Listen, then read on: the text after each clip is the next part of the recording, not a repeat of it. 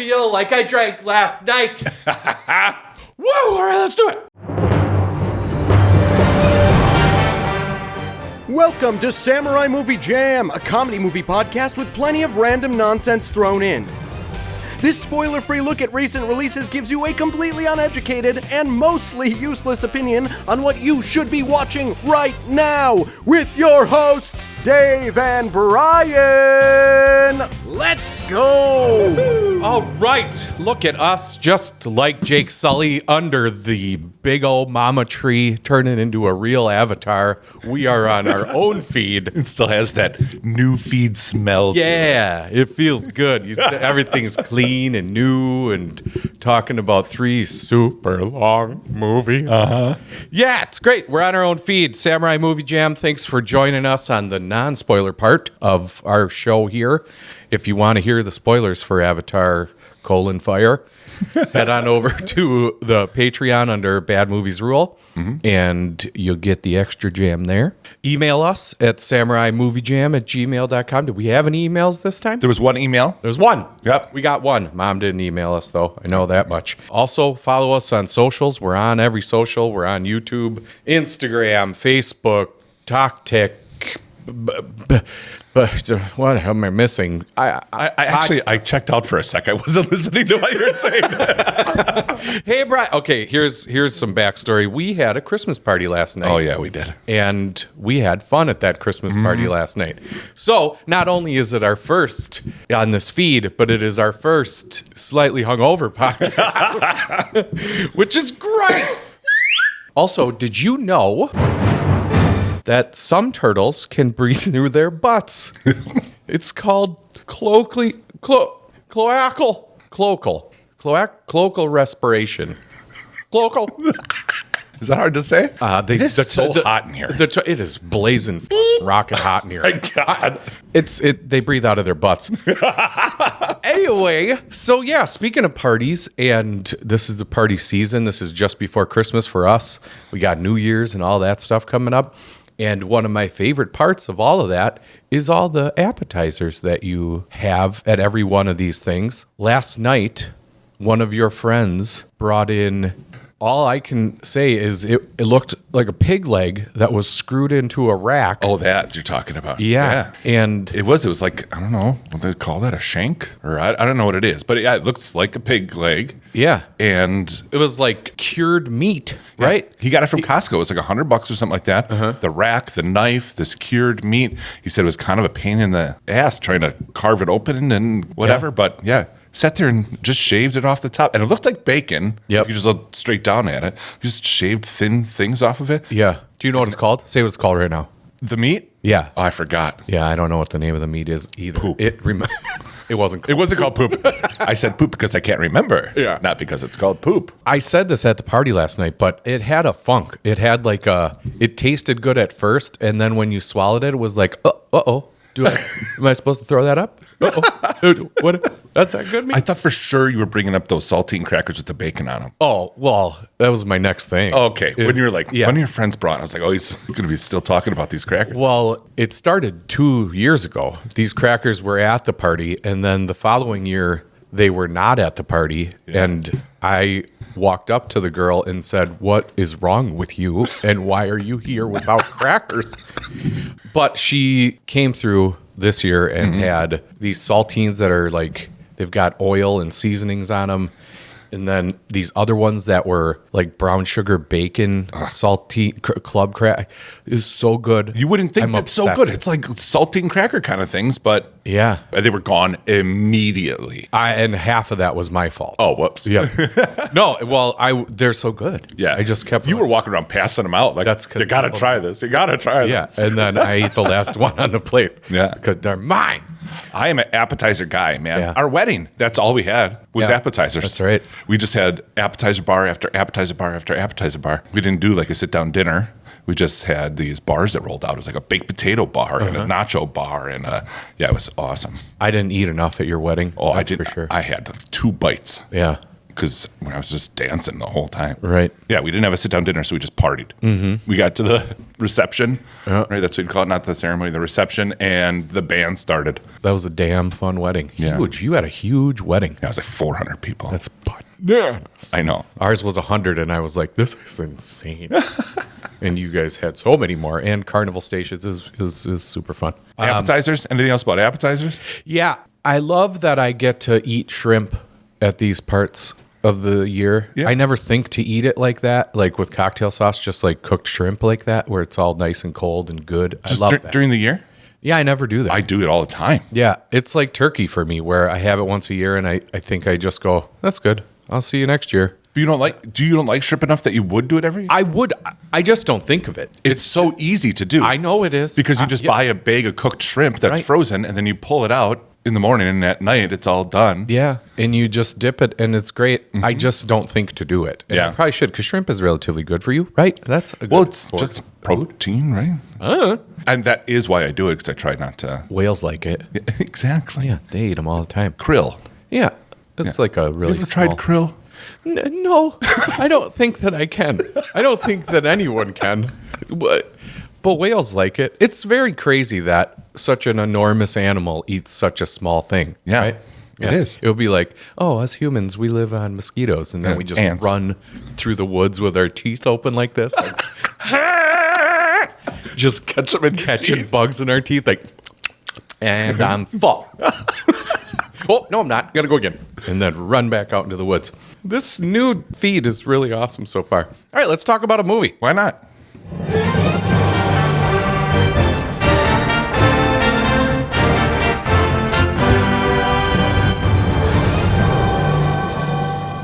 All right, before we get into it, I think that we should find out. What's Dave's button for today? Let's find out what my button is. Here it is. I see you. I see you. I see you. That's what all these blue monkeys were saying the whole damn time. They don't say I love you. I don't know why, but they say I see you. I see you. There's it's like there's a lot of it's holy am I having a stroke? Hold on a second. It's like they play a lot of hide and seek. Yes, I see you. Is that what we're supposed to say now instead of I love you? Yes. I see you. And they're in the jungle, so I see you. I see you. It's a good thing all the forests are blue and twinkly, so they can. Hide easy. Yeah. Yeah, absolutely. Because in these forests, it would be real easy to see them. Be like, no, There's a big blue thing up there. fucking blue monkey tree up there. Yeah, another option for the button was the blue Giovanni Ribisi saying, just ask the blue monkeys what they want. He was one of my favorite parts of all these movies. Yeah, he wasn't in it hardly at all. The second and third, he wasn't, for sure. The first one he was in, and his parts were some of my favorite parts. Right. Him just being a righteous dick. All right, before we get into Avatar, what else have we been watching? And I wanted to ask you, how do you keep your movie list? So you keep track of like what you want to watch? I don't have one of those. No? No. I do IMDb. It's cool. IMDb's app is awesome because then you can like choose which streaming apps you have. Yeah. And then it'll Tell you if it's on them. Yeah. Oh. And it gives you a list from your watch list that's available to watch currently on these streaming channels. Okay. Which is cool. Yeah. I just wondered if you had a better one. There's Letterboxd. You ever try that? No. I hopped on it and I was like, I'm kind of confused. Yeah. IMDb, come back to me. I didn't mean what I said. I didn't mean to go look at someone else. No, I guess I just kind of keep it in my brain of things that I want to watch or. I could never. Well, I forget. I Yeah. guarantee you that there's movies out there that I've said, I want to watch that. And that happens. It's kind of, I go through all the apps and scroll through all the things and then go, oh, yeah, I don't want to watch that yet. Yeah. Oh, yeah, I don't want to watch that yet. That is why I love the app because I will spend my entire time that I could have watched a movie just going through Yeah. and that's looking at it. the disease, right? Yep. Is the. So now I got it's too many options. a short list. I'm like, okay, I'm going to try to check something off. But my list is like 350 movies. Yeah, and and then people, because they're nice, come up and say, you should watch this, and you should watch this, and here's a show for you to watch, and you should watch this. And then you're thumped. you don't have that much time. We have jobs that we kind of do. So, like, you can't just sit around and watch things all the time. And then there's too many things. And then you want to make a list. And I don't know. I've sort of given up on TV shows. Yeah. There's some that I really want to watch. Like the new one from the guy from Breaking Bad and just did Pluribus or whatever. And that's supposed to be really good. Oh, yeah. There's so many that I want to throw on, but it's such a big time commitment. It is. And we have a lot. And now we have 2 podcasts where we have to watch movies for them. So if I do get a chance to sit down, it's usually like, and then we do some bullshit like Avatar where it's... it's like a part-time job to watch the 2 movies before this. Yeah, that's your time. And I like putting on old movies I like. Yeah. And it's hard to find time to even do that. Sure. I'm not complaining. Our lives are so hard. You know what? Oh, this sucks. This damn slide whistle. But I also started a window list, so I have a dry erase marker on my desk. So right on the window is like, are these the ones I have to watch first for sure? Which is how I got through a lot of those Halloween movies. Yeah. When it was Halloween, spooky, scary time. Anyway, what have we been watching? I watched Fat Man. You brought this up last episode. It was fun. I liked it. I kind of missed Mel Gibson a little bit. I know. Yeah. It was good to see him. The collector shows up in the movie, and I'm in. Like, I want this story. I want this guy who's collecting relics of things made from the North Pole, and he's kind of creepy. And then the kid shows up in the movie, and the kid was just kind of stupid. It was like a whole different movie. Yeah. I think they did that on purpose. I think it was supposed to be Santa versus a kid. Like, that's the, like, juxtaposition or whatever. Yeah. Usually it's kids loving Santa and whatever, and to have one hate him and want to kill him, essentially, is the reason they did that. But yeah, I know what you mean. We're about to spoil Fat Man. Okay, when the end, I wanted there to be a larger battle between Santa and the relic guy. I wanted there to be maybe some goons he had with him or something. It's basically just the relic guy goes in there by himself and flexes on the army and the elves. Kills everybody. Yeah. And then Santa shows up and goes, "You've been naughty."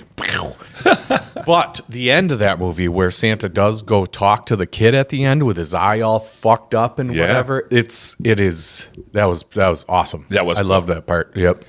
That would be the only reason to keep the kid's story is so he can go back and be a badass at the end of the movie. Right.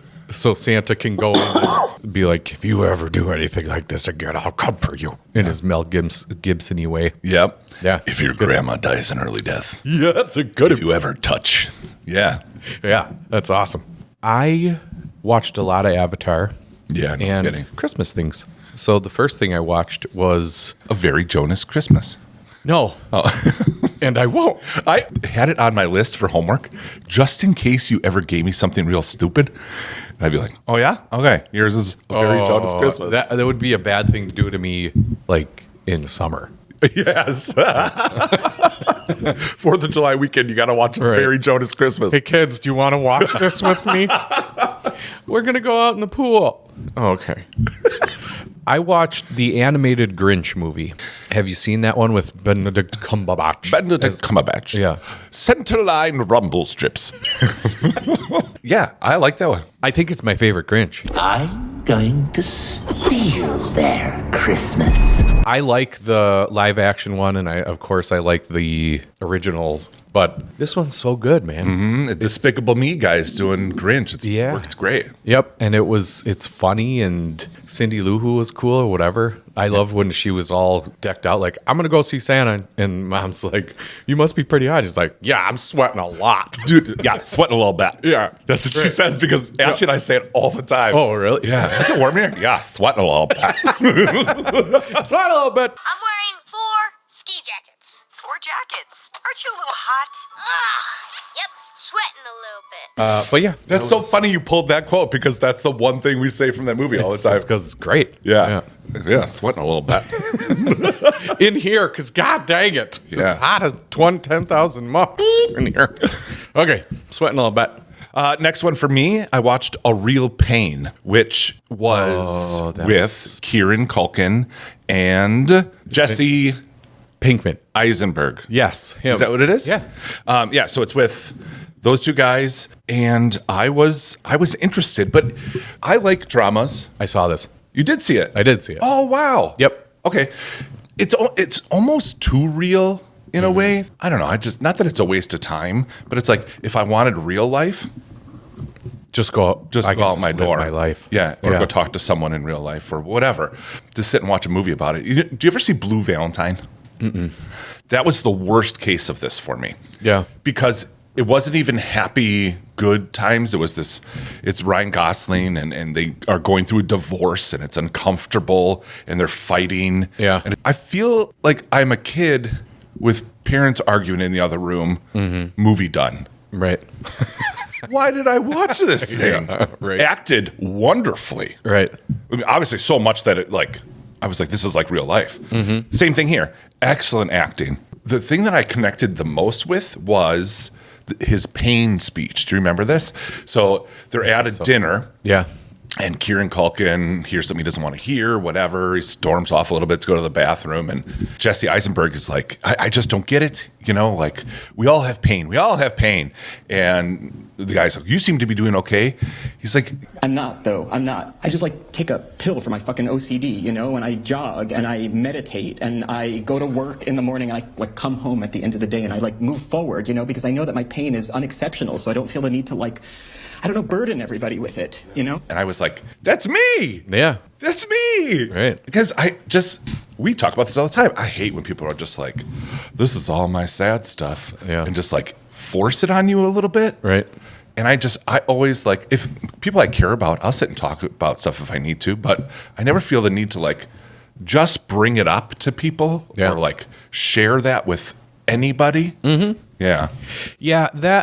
That's a thing in movies, especially dramas, where for me and in this movie too, what's exciting about this, really? Right. Unless you are one of those drama sluts that's like, oh, feelings get me so hot. I love feelings. Let's hear about feelings. And that's what this whole movie is from when they get to the airport to the end. It's just basically them feeling things and why this guy's a weirdo and drug addict, goofy, does whatever he wants to against this Magoo brother of his, or what was it, cousin? Cousin, yeah, that grew up like brothers, yeah. Yeah. But yeah, I know what you mean. Sometimes it's hard to be like, are my problems enough to even be worthy of talking about? Yeah. And because everybody has pain. Yeah, everybody goes through all this stuff. Right. And it's just varying levels at certain different parts of your life. But it does seem like there's some people that no matter what it is the worst thing. Yeah. And that no one else can understand. Yeah, you just don't get it. Right. What's next on your list? Elf. Oh, all right. Yeah, we watched Elf. I've heard of that. Yeah, it's a Christmas movie with... It was written for Sylvester Stallone, but then... It was? No, it's part of the trivia of the last episode. Oh, that's right. Okay. What turned on that animated thing that I asked you about, and the kids were like, that's not Elf. Okay, well, let's watch Elf then. And we did. And I love when she's singing in the shower... And he turns and runs? Yes. And he's like, don't look at me. Covers Get eyes. out of here. And he just runs and smashes into the lockers. Yep. Oh, God. I laugh so hard. Will Ferrell. That's why he's on my sandwich eating list. Yeah. I think that's one movie where it's such a character that it's not distracting or the joke doesn't get old. Yeah. It's kind of like a little kid, like, oh, look at him. He's playing it honestly. Right. But yeah, Elf is great. And if you don't know that and haven't seen it, go watch Elf right now. What the hell have you been doing? Yeah. What do you listen to this podcast for? Go watch Elf. Yeah. It's great. We'll wait for you to get back. Okay. We'll be here. Okay, I think they left. Okay. Let's just keep going. Yeah. We're not waiting for that guy. He hasn't even seen Elf. You haven't even seen Elf? Why would we wait for him? No, we're not going to wait for him. Jeez. Wouldn't that be awesome if you went to a gas station or something and you're like, yeah, we'll be right here. And then you just left whoever, like your kid or whatever. Just that would be so awesome, Dave. to leave your kid. Just leave your kid at a gas station. Just park a little bit down the road and watch him I have, because my kids, because I sell the mugs and all that stuff, but I take them to the post office. Yeah. The kids like going into the post office because the post lady will give them candy. Mm-hmm. So they give the packages so they get candy and come back out. And there was a time I quickly drove around the block basically and parked on the opposite side of the post office and just watched them walk out and like, where's the truck? Yeah. What? It's great. The only time I've done that to my kids, it was a teachable moment, I guess. We were walking around an arcade and I told them, make sure you keep an eye on me. I'm going to keep an eye on you, but make sure you're keeping an eye on me too, so we don't lose anybody. I say it all the time, your job is to stay with me. Right. Yeah. And he wasn't. So I put my hand on Adam's chest and was like, wait here, let him go. And then he just wandered off into the distance, and then I just stood there and watched him realize we weren't around anymore. Which is easier now because you have one less kid. Yes. Right. I left one at a gas station. Yeah. But, yeah, you just... No, I meant that kid walked away. Oh, and yeah. you just let him go. Yeah, Put your hand on the one kid. Right. Let him go. Let him go. Just let him go. He's ready. Let him go. He's going to be a big boy. He's got to spread his wings. Yeah. But then, I went up to him and said, yeah, that was scary, feeling right? sucked, right? Don't do that. That's why I told you not to do that. Don't leave your kids anywhere. That's bad advice. Yeah. It would not be awesome. We were joking. No, that's jokes. We do funny things. This is the podcast. Yeah. Let's leave our kids at gas stations. Another thing I watched was Another Round, which is with Mads Mikkelsen. Yeah. With Mads. And one of the reasons I wanted to watch it when I did is, and after just saying we drank a ton last night, I have been drinking too much. It's okay. Yeah. And I like having a beverage at night, like a nightcap kind of thing. And it's getting to the point where like, well, one would be okay. Why am I having two, maybe three? Yeah. Yeah. So I was like, I got to rinse out, squeeze the sponge and sort of dry out a little bit. So I thought Another Round would be about this guy is drinking too much, learns a lesson. And it kind of wasn't about that. Oh. It was Mads and a group of teachers were out one night and they convinced him to drink. He wasn't going to drink at the dinner, but they convinced him to drink. And one of them, who's a philosophy teacher, is like, someone said that the human blood system is actually 0.05 deficient of alcohol. So they're like, if you add that much alcohol to your system is when you function at your best. Oh. So they decide to try this out. Yeah. So he wakes up and he has some vodka and whatever and goes to teach and everything's going well. His life is better. Oh, jeez. So then they decide to ramp it up. Like maybe if we have more alcohol, it'll be even better. And it kind of is, but they take it too far. One person takes it way too far. Yeah. But it's all done and he's still drinking at the end and he's dancing around and having a great time. The end. And I was like, well, that wasn't the movie I should be watching right now. You went from, I need to rinse out to, isn't drinking great? Yeah. But make sure you do it responsibly. It took me a long time to watch that movie because you have to read the whole thing. But I always see a clip of Mads dancing on this dock and it just looks so cool. Right. And I want to see him, this character that is normally an evil villain, dancing and whatever. But supposedly he used to be a dancer and gymnast. And so he did all that scene by himself, no stunt doubles, which is pretty cool. Did What's-His-Face do his own thing? Loki in the movie you had me watch? Tom Hiddleston. Yep. I think so. Yeah? Because I immediately thought of that dance scene. And I think that's how it came up because I watched that and then it was somehow like dance scenes in movies came up. Gotcha. More that I watched, I turned on Boneyard. It's another Mel Gibson. I was in a mood for Mel Gibson. And it had been in my list. I don't know why I put it on there. I bailed after 5 to 10 minutes. It was bad. As soon as the opening credits started, I was like, oh, this isn't going to be a good movie. Oh, wow. You could tell that it was like super low budget. Yeah. And then it started, and I was like, no, I'm not even going to commit to this. Turned that off, and I turned on James versus his future self. Never heard of that either. So for some reason, I added that. I think it's because I like Daniel Stern. That I was like, I'm going to check out some of his other movies. And I was close to turning that one off, too, probably about halfway. Was not very good. I would not recommend watching that movie. One thing in the movie, though. It's fascinating to me that you have a list of things that you haven't seen, and then you pick new things to watch. Like, I'm going to roll the dice on this when you have a whole list of things that. Well, that was on my list. Oh, I guess. So I'm crossing off something. I didn't know that James and the James was. James versus his future self. Right. Yep. That was on your list. There's one part in the movie, though, where it always bothers me in movies. I'm sure you feel the same way. When they have to gag somebody and they just take a handkerchief or something and shove it in their mouth. I don't think that works. No way. We should try it sometime. Just I guarantee can you stick a cloth far enough into someone's mouth to where they can't spit it out. Yeah. I don't think so. We're gonna get emails, hopefully, from a doctor that's like, actually, if you push a pizza cloth enough past the tongue, it can't. Before the show, you were talking about pretzels, and you're like, "Well, pretzels make me just want to." That's like if you put too much saltines in your mouth, just that. And you get a coating around your mouth of pretzel, but then all the middle is all still dry and crumbly. Oh, it's great. If you cough, then it saltine spray. Yeah, pretzels are gross. Yeah, If you just have a pretzel rod, a pretzel stick.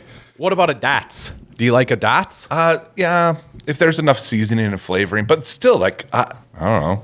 Still a pretzel. You It's still still a suck. pretzel. You want to suck the seasoning off? Yeah, just lick the seasoning and then toss the pretzel so I don't have to eat that. Oh God! Imagine, if you will, a man eating a bag of Dots like that, but holding the end of the pretzel and just like. Just slowly licking in the seasoning off. Ugh. It would be James Brolin. Yeah. He would do it in a movie like, are you uncomfortable yet? Yeah, with Joaquin Phoenix just looking over his shoulder. What are you doing? Looking like Wolverine. But so I thought that in the movie when he gagged him. He gagged him, shoved that cloth in his mouth. Yeah. And the person that he was also talking to leaves. He turns back to the guy he gagged, Daniel Stern, and Daniel Stern just goes, bleh, and spits out the gag. Yeah. I was like, oh, thank you. Right. That's exactly what I was just thinking. Why don't you just spit that thing out? Yeah. Yeah. Another thing that I saw, last thing on my list, I went to the theater and saw Dust Bunny. Yeah. The trailer looks badass, stylized, cool, action. And I was like, I have to see this in the theater. This is the kind of movie you go to the theater for. Right. It was hard to make it work in my schedule, but my wife to pick up the kids so that I could be a little bit late and yada, yada. And I go to the theater and it starts and it's super cool. It's got this action scene where Mads is fighting all of these people and he sets off these fireworks and these firecrackers are flying. Imagine the scene in Fall Guy in the nightclub where it's all neon and blacklight. You know, those effects that were happening as he hit people because he was high. That sort of stuff's happening. So it's super stylized, super like cool. in The Gray Man in the beginning when they're fighting during that. I don't remember. He'd pants now. He'll be crying himself to sleep tonight on his huge pillow. Ryan Gosling gets in that fight outside, and I think it's Chinese New Year or something like that. Yeah. There's fireworks going off all over the place. But Oh, gotcha. it just kind of backlights it. Anyway. I know what you're talking about. Yep. It's like red. Right. Yep. Yep. But it's cool and stylized. That's the last time that happens the whole movie. It blows its wad in the first 10 minutes. Yeah, it's like all that cool action and cool effects and all this, and it doesn't really happen again. No. There's other fighting, all of it in the trailer. They make Sigourney Weaver look like she's a badass. Her pulling those shoes. Sorry if I'm spoiling this for anybody. Yeah. We didn't say we wouldn't spoil other movies. We're just not going to spoil Avatar Fire and Ash for you. Right. Her holding those guns, she doesn't wear it until maybe the last 2 minutes of the movie. Yeah. And then pulls it out, shoots. The only shot of her shooting it is in the trailer, and then it's done. Yeah. It was so disappointing in that regard. But it also it was like this weird, sleek, stylized movie, but it also had like a Wes Anderson feel to it almost. No. Where it was like weird, eclectic clothing and Gross. decorations and things. I like that stuff. Yeah. I thought it was going to be a cool mix. Was so excited for this movie. Kind of a letdown. You jerks. You didn't keep your promise at all. Yeah. Stop doing that, movie people. It was just a slog in the middle. Yeah. Stop doing it, everybody. Stop. Just I actually started piecing together, and I think next episode I might bring this up as like not a master class because we're not masters. We'll call it like an amateur class. yeah. So we'll have an amateur class on how to make a trailer. Yeah, like not a 101, more of like a 176.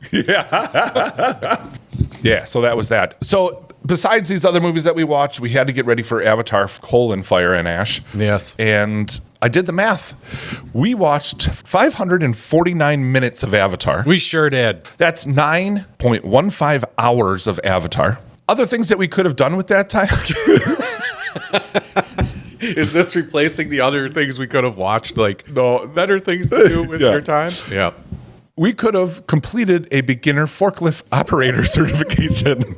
We could have completed a CPR and first aid and AED certification. We could have did substitute teacher certification workshop, depending on what state you're in. That takes about 9 hours. We could have drove from Atlanta to Orlando or Milwaukee to Nashville. Yeah. Could have took a beginner scuba certification, classroom and pool.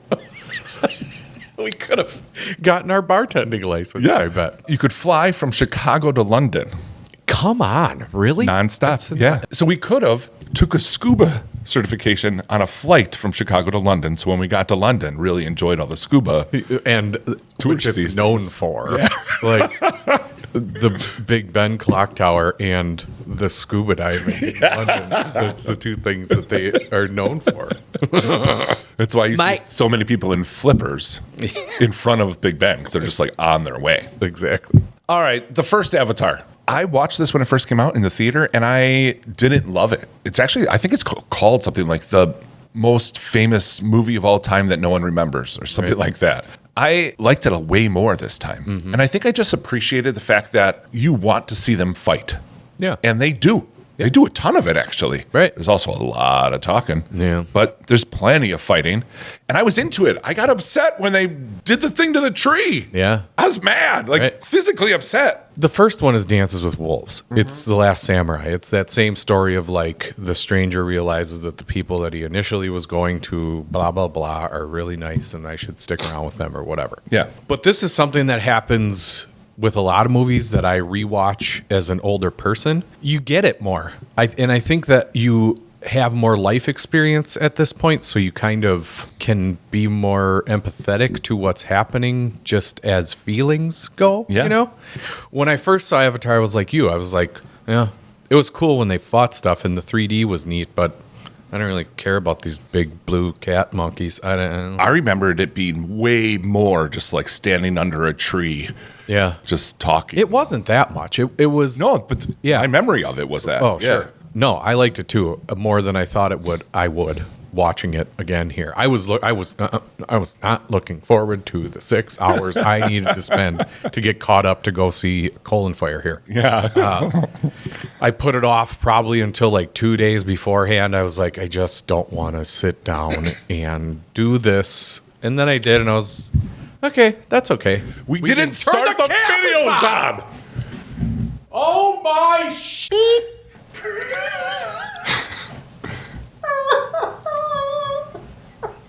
There's no way it'll happen twice. No way. I was like, well, we got that out of our systems, right? That won't happen again because we did that once. It was so stupid. Oh, what idiots we still are. We did it the next time. Are on. The cameras are on. Are the cameras on? Could someone call us before we start this and say, are the cameras on, you dolts? Yeah. You only did 19.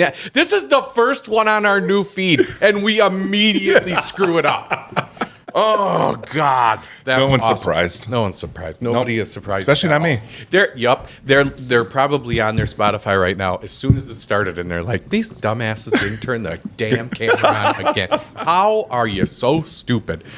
Well, you know, yes, we are. If you stick with us through the first 18, 19 episodes, yes, we're going to take off. We really hit our stride. Yeah, we start to really bear down and get things organized. God bless it. At least we caught it slightly sooner this time. I know. We're recording the sound, right? Yeah. Yes. Well, there's a checklist of things to do. It's hard to get through everything. Push, go on sound. Push, go on video. Make sure you're recording everything. Step one. Yeah. And we're going to do a class on movie trailers. At Sure. least the sound is going. Yeah, at least. At least. At the very least. People have done that. Recorded, quote unquote, recorded an episode and went, oh my God. Yeah, and that would be a disaster. Yes. I like am actually scared we're going to do that sometime, record an episode and it's not going to be recorded. And then what do we do? Do it again. I can't. What do you? What You have to. So, okay. Well, What let's else? hope we never do Maybe that. go see a different movie. Whatever. Just Yeah. like I'm not doing that again. No. I'll come back. I'm not. Well, what do you do? Do the same jokes? Do the same? Have the same conversations? This is pretty off the cuff for a lot of it. And I'm the same way with drawing. yeah, Like if I started drawing and it gets messed up, I'm like, I'm not starting it again. I'm going different drawing. I don't want to sit and do the same thing again. Yeah. Yeah. All right. what were the were we talking about? Well, let's get before this into happened? Avatar Water and Water World. Avatar Waterworld. James Cameron sure loves to sink a boat. He loves to sink a boat. He loves to see people just almost drowning. He loves it. I bet you it makes his little pants tight when he's like, oh, I'm going to watch him. Watch him. He can't breathe. He can't even breathe right now. He's almost going to drown. Oh. Blip, blip, blip. The Abyss. Titanic. 2 Avatar movies now. A lot of it is like to the point where we almost put a gloob gloob gloob sound for I see you. Yeah, as I the said, sound, what if yeah. what if we had it because they're underwater and they start losing their air? They start going. yeah.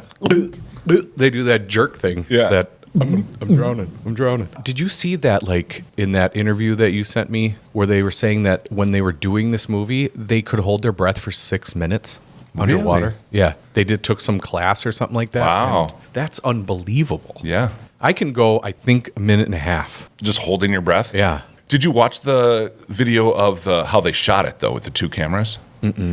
Oh, That wasn't no. part of it. Maybe you sent me the wrong thing. Yeah, maybe I did. I just sent you the IMDb page. Might have fed you something else. Well, I'll talk about that in a little bit. 'Kay. But yeah, Avatar Water, I was into that too. Yeah. When they killed that whale, I was physically upset. Yeah. Kind of like the first movie, right? Yes, kind of like the first movie. It's gonna be a theme. Very much. And not just with us. Yeah. Other options we could have went and watched instead of Avatar, Fire and Ash, were David. That's me. That's you, but it's actually the story. Bible one. Yeah. The cool guy. You know, Yeah. I always thought, like, ever since I was a kid, that my name was cool because it's obviously from the Bible, but I was the one that took out Goliath. So yeah. I always, okay, Paul. I know. I never got that as Brian. Brian and Goliath. They didn't make that story. It doesn't roll off the tongue. No. Yeah. We also could have saw The Housemaid. It's a new one. It's got with, Sweeney. Yeah. Sydney Sweeney, and what's the other one that looks a lot like her? She's blonde. Yes. Oh my gosh. Sabrina. Nope. Semenkin. House of Pepper Incorporated. We're gonna do it. I see you. Now they can. I know. Hey, guys. I see you. Because go. the cameras are finally on. Sydney Sweeney and Pickles Wonder Tits. Amanda Seyfried. Seyfried. Okay. Amanda Seyfried. Amanda Seyfried. Yep. They're in that, Cool. The Housemaid, and I probably won't see that movie. I might, Yeah. because it might be good. Is Yeah. it good? I don't know. Is it? There's just so many movies. I don't There's know. a lot of movies. That's not at the top of my list. We also could have seen the SpongeBob movie, The Search for SquarePants. Yeah. Did you hear the man when we were walking out of the Singing? movie? Yeah. Yelling it? Yeah. Yeah. Who lives in a pineapple under the sea? He was a grown adult. Yeah. He probably does drugs. Who does stupid things like that? Yeah. Outside. Do that. We only do it to a microphone so people I can do listen. that shit all the time outside. But usually it's for children to make them laugh. Oh, yes. Not like just because I'm excited about SpongeBob. the SpongeBob movie with my girlfriend. Another movie we could have saw, Ella McKay. I kind of want to see this. I do too. yeah. There's a lot of people in it. Yeah. that I Oh, is like. that the Jamie Lee Curtis one? That's not what I'm thinking of. Oh, I don't know. Yeah, that's Jamie Lee Curtis is the aunt of that. I'm thinking of the Adam Sandler and George Clooney thing. Oh, that's Jake Kelly. Yeah. Okay. Never mind. No, Ella McKay is Jamie Lee Curtis is in it, but Albert Brooks is in it, Okay. and Woody Harrelson. Yeah, I actually thought it looked pretty good. I'd watch it, I guess. Forever when I saw that, I thought that was part of the advertisement for Devil Wears Prada 2. Because it almost looks like what's her face and putting on shoes and Yeah, I was going to say, you said Glenn Close last episode when you were talking about Devil Wears Prada. It's what's her face? It's Annette Bening. No. Still no. It's Linda. It's Linda. Linda, listen. Linda Froggenheimer. It's why can't I think of her name now? She's the super famous person that did the movie called Death Becomes Her, and Meryl Streep. Yes, it's Meryl Streep. Is it? Or yeah, it is. I don't know. It could be. It could not be. What is it? God, we suck today. No, we don't. This is great content, everyone. This is what you get when you drink too many blonde Russians. It's Meryl Streep. It's Meryl Streep. Duh. I knew that. Don't say duh to me. You idiot. I see you. So we could have saw all those, but we didn't. We went and saw Avatar because we like to torture ourselves. The thoughts after the trailer. If you haven't watched the trailer, we'll pause so you can quick go watch it. Ready? Pause.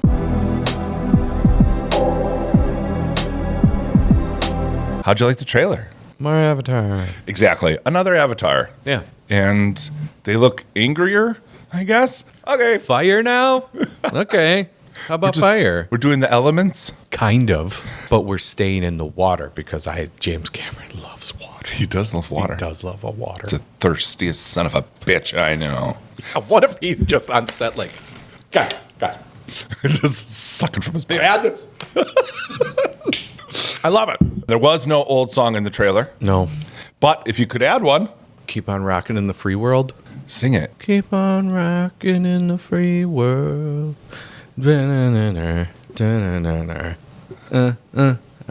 the thing. I set fire to the rain. I went down in the burning ring of fire. Remember how much you hated that song, Bartending? Yes, because people play it all the time. Yes, it's true. That's why I hate Save a Horse, Ride a Cowboy to this day. Save a horse, ride a cowboy. Another one they used to do to us is one bourbon, one shot and one beer. But Scotch and one beer. Yeah, because we made the mistake of making it a Coyote Ugly thing where we took a shot of bourbon, Scotch, and then we slammed a beer. Yeah. Which is dangerous. You are in danger of throwing up every time you do it because it's one shot, Scotch, and then chugging a beer. And every time I did it, I came as close as a human can to vomiting. But the show must go on. How about Talking Heads burning down the house? That would be a good one. Watch out. There is a big blue monkey. Cool, baby. Burning down the house. Burning down the house.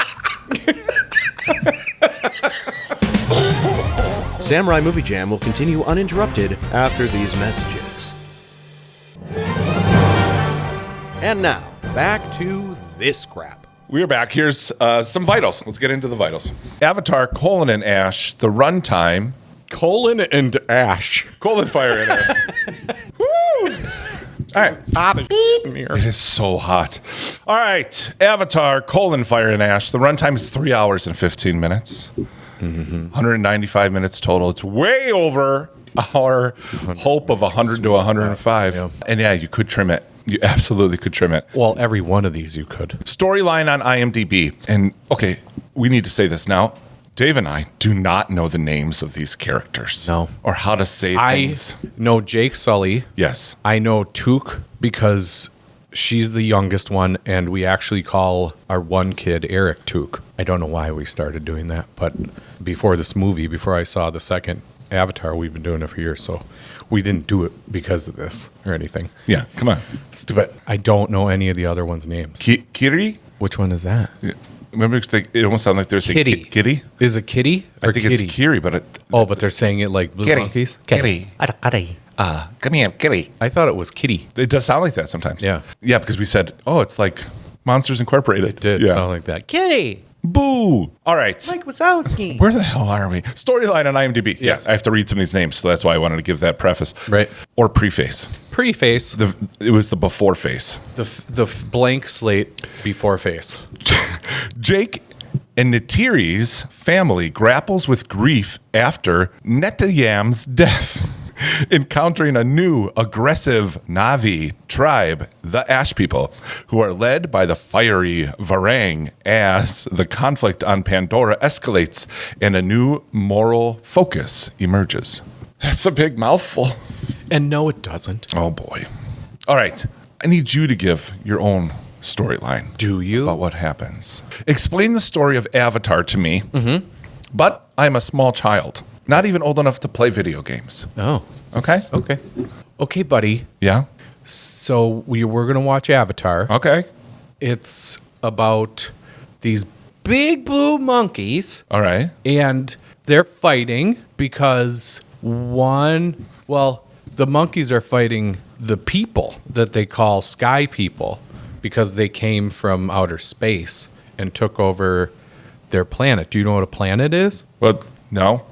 Oh, well, this outer space has planets in it, and Earth is a planet. That's the one that we live on. Okay. But this planet is called Pandora.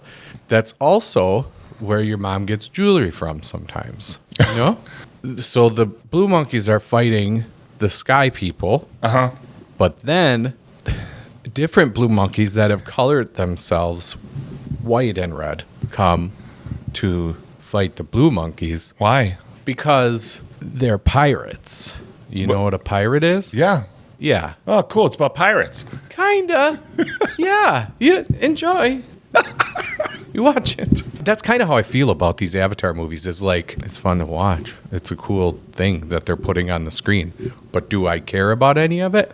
I did. I don't know. I did a little more. Yeah. In the first two. Yeah. Yeah, I did. I cared less as it went on about the plight, I guess. But we'll get to that. Yes. Yeah. By the time this one rolls, Right. for sure. Because it's the same damn plight. Yes. All right, taglines. Let's get spicy. That's not real. It's not real. I was going to say that's not as front-faced as it should be for James Cameron. Wouldn't it be great? Let's get spicy. Just Avatar. Yeah. Fire and ash. Come get your blue monkey bites at Applebee's today. They're spicy. Let's get spicy. Avatar colon ash fire. There was no taglines. No. So I made that one up. That's a good one. Yeah. I wrote it onto posters while we were at the movie theater. Rotten Tomatoes, 67 for critics, 91 for audience. Holy shizzle. Really? Yeah. IMDb, 7.6. Of course it is. Yeah. All right. Better or worse than IMDb? And the theme for this is going to be non-animated movies with colorful creatures. Okay. All right. So the first one, better or worse than 7.6? The Fifth Element. Worse. It's exactly the same. You tricky bitch. This time around, too, like you think I tricked you, but I actually made the list, then went and got the score of Avatar. So I was like, oh, first one, huh? Oh, boy. Do you know Fifth Element was supposed to be a trilogy? No. Yeah, but they made him condense it all into one story. Is that right? Yeah. Oh, wow. How cool would that have been? I'll take that as a franchise. Uh-huh. That would have been As a real french fries? cool. As a french fries. Men in Black, better or worse? Worse. It is worse. It's 7.3. I didn't know that. All right. Hellboy 2004 with Ron Perlman Worse. is worse. It's 6.9. I like the Hellboy movies a lot. Yeah. The first two were great. The Crooked Man was, and the third one was, Hellboy 2019 with David Harbour. yeah. Well, is that better or worse? Worse. Yeah, it's worse. 5.3. Yeah. Which Hellboy between Ron Perlman and David Harbour wins in a fight? I think Ron Perlman. Yeah, how come? I don't know. He was just a better Hellboy to me. I don't know. Oh, he's changing his mind. I liked the way that He's thinking about it. David Harbour, I liked the way his Hellboy looked, though. Kind of better than Ron Perlman's. So this isn't a vanity contest, Dave. Who wore it better? Who wins in a fight, not who wore the red Well, they're makeup both better. Hellboy. Yeah. I'm sure Hellboy fought Hellboy in some comic that he's in. So I'm going to say Ron Perlman just because he did it twice and David Harbour didn't. Yeah, So, he's less experienced yes, Hellboy. right. That makes sense. Spawn, better or worse? worse. It's worse, 5.2. Yeah. Teenage Mutant Ninja Turtles, the OG, better? It is worse. 6.8. On. Yeah. Really? And I want to know from you. Yes. Which one of those turtles breathes out of its butt? Every single one can. Right? No, only certain turtles. It's called claw Respiration. Some turtles can. If all of those turtles fought each other, who wins? Leonardo. I knew you'd say Leonardo. You like Leonardo? Yeah, he's my favorite. He's And the sword. Yeah, he likes swords. That's why. Raphael would put up a good fight, but no, Leonardo wins every time. Okay. There's a really great part in the animated TMNT movie where Raphael and Leonardo fight, and Leonardo says to Raphael, like, you can't win because I'm better than you. Dang. Yeah. Is that the new TMNT with the Fly guy? Superfly? No. Oh, I liked that movie. That was good, too. So is TMNT. It has nothing to do with... Oh, do you mean TMNT? Yeah. See... The other TMNT or TMNT the one? It sounds like you're saying Team and Tea. TMNT. Like that's a tea that you could drink. Can I have some Team and Tea? That makes me sleepy. Oh, no. Team and Tea. Gotta take a nap. Tastes like pizza. TMNT, you'll find the clip, and you'll probably put it in right about here, where Leonardo says that. You're impatient and hot-tempered, and more importantly, I'm better than you. There's monsters. They don't even fight Shredder. It's like a whole different thing. So, good movie, though. Labyrinth, better or worse? Worse. It is worse. 7.3. All right. If Jennifer Connelly and David Bowie got in a fight. Ooh. I don't know. I think he would distract her with his huge wiener, and he would win. That's weird because he's dead. Oh, it's not so huge then anymore. All right. Next, The Watchmen, better or worse? Let's go better. It's the same. What are you I doing? got you twice. I don't. It doesn't even occur to me to say the same. Why would it? Yeah.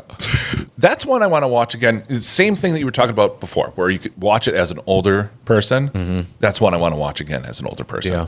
I watched it when it first came out. I liked it then. It's a little slower than I liked back then, but I think now if I watched it, I might appreciate it more. Yeah. Back on the list. And just a little treat for you, Dave, because you brought it up last episode. Yeah. Powder, better or worse?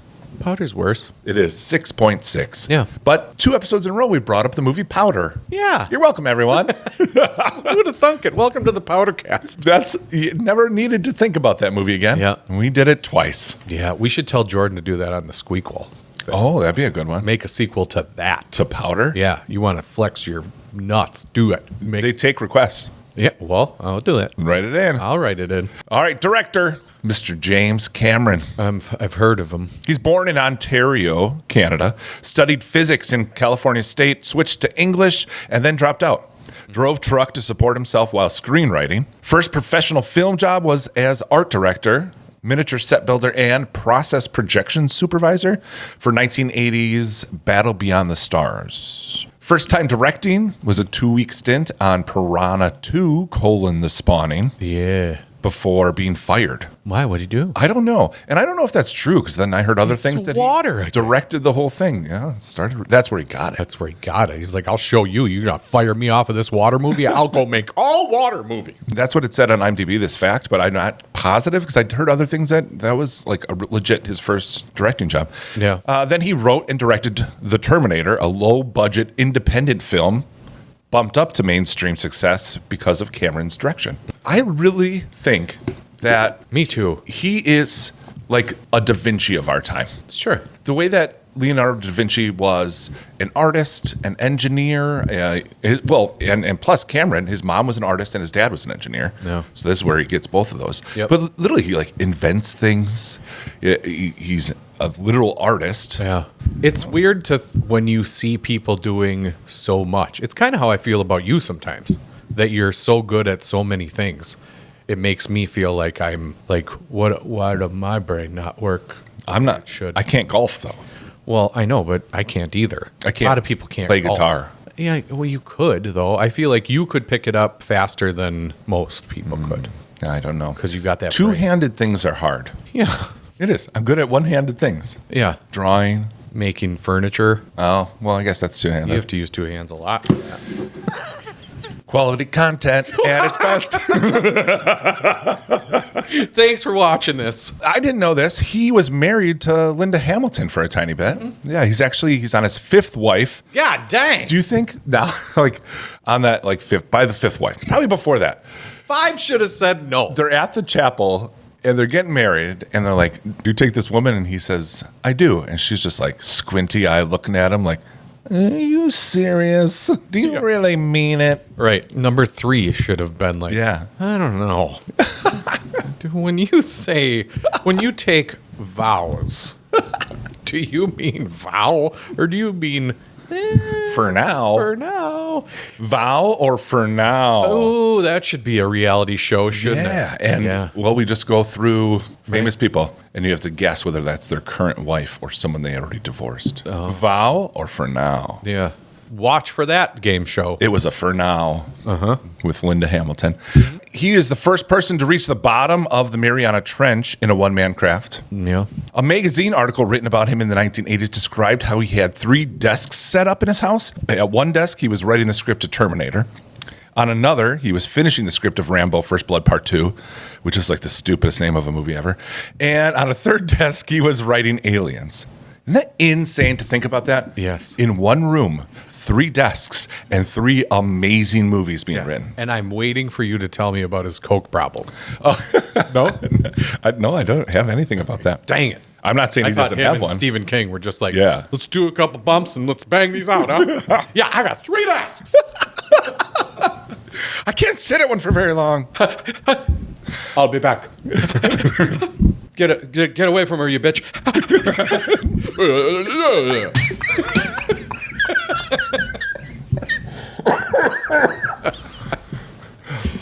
I almost passed out. Don't pass out. I got real lightheaded there for a second. Oh, gosh, are you okay? Yeah. There's a line of dialogue. He never even wanted to talk like that. No. That's how we wrote it. Right. Like, oh, darn it. Listen, right here, could you just give, like... I actually can.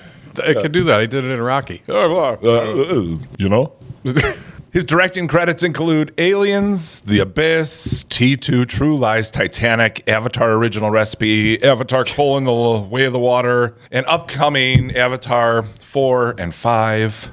They gave us the titles for those, right? You don't have them? I know. I only saw like Avatar 4, Avatar 5. 4 is projected for 2029. Oh, God.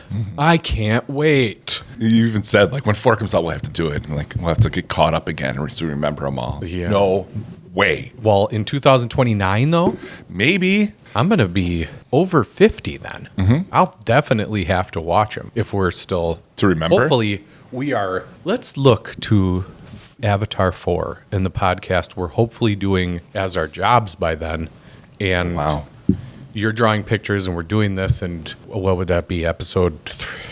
I have no clue. 400? There's like 24 a year. Times math 4. equals, I don't know, but maybe over 100. Maybe we'll start doing it weekly if it becomes our job. Yeah, right? that's true. I would do that. Writers, James Cameron. Yeah, he did everything.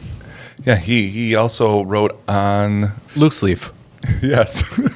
He also wrote on Rambo: First Blood Part 2, RoboCop versus Terminator video game. Cool. And Alita: Battle Angel. He wrote that? He wrote it. I don't know if he was the only writer, but yeah. And that's probably why I read a thing that he wants to make a second one. Yeah. I hope he does. It deserves a second. It does. It set itself up for a second. What the hell is Robert Rodriguez doing right now? I don't know. I haven't heard anything from him. Can someone check on him and let us know? Someone do a good wellness check. What if it was him that hasn't seen Elf? Then I know what he's doing. Possible. He should be watching. He's watching Elf. Yeah. That was him. That's probably what he should do. We're not waiting for him. No way. No way. Also, Rick Jaffa. His credits include The Relic, Rise and Dawn of the Planet of the Apes. I have not seen The Relic. Add that to the list. Rise and Dawn of the Planet of the Apes, Jurassic World, and the live-action Mulan. Those are all pretty good. Amanda Silver, who's married to Rick Jaffa. Oh, Rick She wrote Jaffa. on The Hand That Rocks the Cradle, and then All of the Same as Rick Jaffa. Starring... Do you need a glass of water or something? Jeez, at least cover your mouth. We're all going to catch it. Sam Worthington, who, before becoming an actor, was a bricklayer. Oh, wow. And that, remember, because that day he was like laying bricks and he went, you know what? It. I'm going to go be an actor. No, here's what happened. He's like, you guys want to know something? I don't know what I'm doing. I've just been acting like a bricklayer this whole time, and I think that I should be a professional at acting, not bricklaying. And a studio exec was walking by at that moment going, wait a minute? I thought for sure you were a bricklayer. You were supposed to be putting up the bricks in my house, and you weren't. You were acting like you were. I need someone to do these bricks and this movie. Come here, kid. You're going to be huge. But no, he isn't. He's not huge. He was a finalist for James Bond, losing out to Daniel Craig. Really? And while living in his car, he was cast in Avatar. You're joking. Yeah, I don't know. That's unbelievable. I thought he did stuff before Avatar. Maybe he did, but maybe not making enough money. Yeah. I read it on IMDb trivia, okay? So if it's not true, I apologize. Blame the internet. You know what that makes me think of is Between Two Ferns, Zach Galifianakis is interviewing someone and goes, You used to live in your car. Yeah. Is it as fun as it sounds, or is there a downside? There's a lot of greatness in Between Two Ferns. I love it. Yep. When you and Woody Harrelson are acting in a scene together, are you sad that somewhere there's a sack not being hacked? But he was cast in Avatar after Jake Gyllenhaal and Matt Damon turned down the role. No kidding. Yeah, they were both up for it. Also in Heart's War with Bruce Willis. Who turns down James Cameron movie? I don't know. After Titanic just drops its dick on the world. I don't know. They went, it's going to be a 3-hour long movie. That you won't be in much. That your voice will be in a lot. And you're going to have to be in a wheelchair. And I need you to get progressively skinnier the whole time. Is that okay? Can we do that? The voiceover part sounds amazing. If I could have any job in the world, it would probably be a voiceover artist. Yeah? Yeah. Why can't you? Just go to the studio and record for an animated show or whatever. That would be awesome. It probably sounds better than it is. Because you have to do a bunch of versions of every line. Fine. Okay. And you have to groan into the mic. You have to groan into the mic? Yeah, like if someone hit you in the face, what does it sound like? You know? Oh, that was good. Do all that, yeah. I believed you got hit. Yeah, I didn't. See? That was just voiceover work. That's just me flexing my acting muscles. I'm no bricklayer. He was also in Terminator Salvation, Clash, and Wrath of the Titans. Cake with Jennifer Aniston. Did you ever see that? No. She got interviewed on Smartless. Yep. And they were just raving about how great she was in that. So I did add that to my list. It's called Cake. Oh, Cake. Maybe they were just raving about cake. It's hard to tell with them. They're very all over the place on that show. I wish they could have something formatted like our show. Tighten it up. Tighten it up! Hacksaw Ridge and The Exorcism, which is the new one with Russell Crowe. So chill, baby cake. Have some wine. Have some grape. It's a good movie. You watched that one? I did. I have not watched I like it. Do you want to know something? Tell me. I'm going to tell everybody. Tell them all. I've never seen The Exorcist. I haven't either. Oh, now everyone knows that. Yeah. Maybe you should make it our homework. We've been toying with the idea of letting people give us our homework since you and I are kind of like, I don't know what you haven't seen. So I called Dave this week. I was like, hey, how's it going? Just curious. Have you seen The Prestige? Yes. Oh, have you seen... It just went through like 10 movies. I'm interested to hear what you came up with here for my homework. Well, I still had some. Oh, okay. Have you seen Spirited? Spirited? I don't think so because I don't know what you're talking about. Ryan Reynolds, Will Ferrell, Christmas movie? Oh, no. Really? Yes. I should have made that last... I got home after we recorded last one and I went, I should have asked about Spirited. That's one that I've been meaning to watch, though. Okay. Well, you know what? I'm going to make it your... Don't say it yet, if you are. I probably am. Don't. But I won't tell you. It's not. Don't do it. But I might, just because we're recording before Christmas. Yeah. So you could still sneak it in real quick. I could. We have a week. Less than a week. God, less than a week before Christmas. High. Yeah, man. Also in this, Zoe Saldana. Zoe Saldana. Saldana. Yeah. She likes to scream and cry a lot in movies. Yeah. I said that yesterday when we were watching this, like Guardians of the Galaxy, she's always like, I'm so upset about everything Dad's I'm always crying. Well, she started blue in Avatar and switched to green for Gamora. She's no Elle Fanning, but she went through an intense, nonstop 6-month preparation for Avatar, including martial arts, archery, and horseback riding. Yeah, Lee. Yeah, that's pretty intense. Do you remember Elle Fanning? Yeah. She works 1 hour a day for 6 weeks training to learn how to skate. I forget what it was. Yeah. Center Stage she was in. The movie Get Over It. Crossroads. Drumline. Do you like Drumline? I love Drumline. I knew it. Okay. You know the way that I set you up before for like Step Up or whatever? Yeah. I almost did it for Drumline, and then I was like, am I mistaking? No. Like maybe he doesn't love Drumline as much? He loves Drumline. Yeah. As Okay. much. It's a great movie. Okay. Pirates of the Caribbean, Cole and the Curse of the Black Pearl. The Terminal. She was Uhura in Star Trek French Fries. Losers, which I really like the movie Losers. Yeah, it's a good one. A singer in a smoky room, some mellow wine and cheap perfume. I Kill Giants. You ever see that? It looks pretty cool. Yeah? I'm going to add it to my list. I thought you would have seen it and you could tell me whether it's good or not. No, I can't. The Atom Project. I can tell you I was disappointed with that one. Yeah. That looked cooler than it was. Amsterdam. She was in Amsterdam. Okay. Yeah. And you saw that movie? I did. Yeah. Because you told me to. It's too bad because I wanted to make that Taylor homework. Swift's dead now. She's dead. She got hit by a car. Next, her performance as Ellen Ripley in Aliens 1986 is ranked number 58 on Premiere Magazine's 100 Greatest Performances of All Time. It's 76-year-old Sigourney Weaver. She's 76? She's 76, and the reason I wrote it is because I would not have guessed she was 76. No. 76, playing a teenager. Yeah. She almost wasn't in Aliens. The second one, Aliens. But Cameron, they didn't care. Like the studio wasn't going to make it a story about Ripley or something like that. But Cameron came in to direct. He's like, no, she has to be in it. Yeah. And made it happen for her. If you want to hear about that, What Went Wrong just did an episode on Aliens. Yes. That's what I did the drawing for. Yes. And it was super interesting to hear all that stuff about how that movie came together. So Yeah. go check it out there. Her salary for Alien Resurrection in 1997 was more than the entire cost of the movie Alien. Golly. That's crazy to think about. That movie sucks. Alien Resurrection? Most of the Alien movies suck. When I was watching them to get caught up for Romulus, you're like, just watch the first two and you'll be fine. I do want to watch the third one eventually, someday. People like that movie for some reason. I don't. But I also watched it when I was young, and maybe I need to give it a second shot. But I remember thinking, I mean, you come off of Aliens, which is this big, old, shooting aliens, super cool action movie, and then it's, we're in a prison and there's no weapons and one alien again. It's literally, first one's slasher movie, basically. Second one is action movie. Yep. And then the third one is what? Just a drama? Heady, weird prison drama with an alien in it. She shaves her head. Spoiler alert. What? Yup. Shaved it. She was also in Annie Hall. Have you ever seen that? No.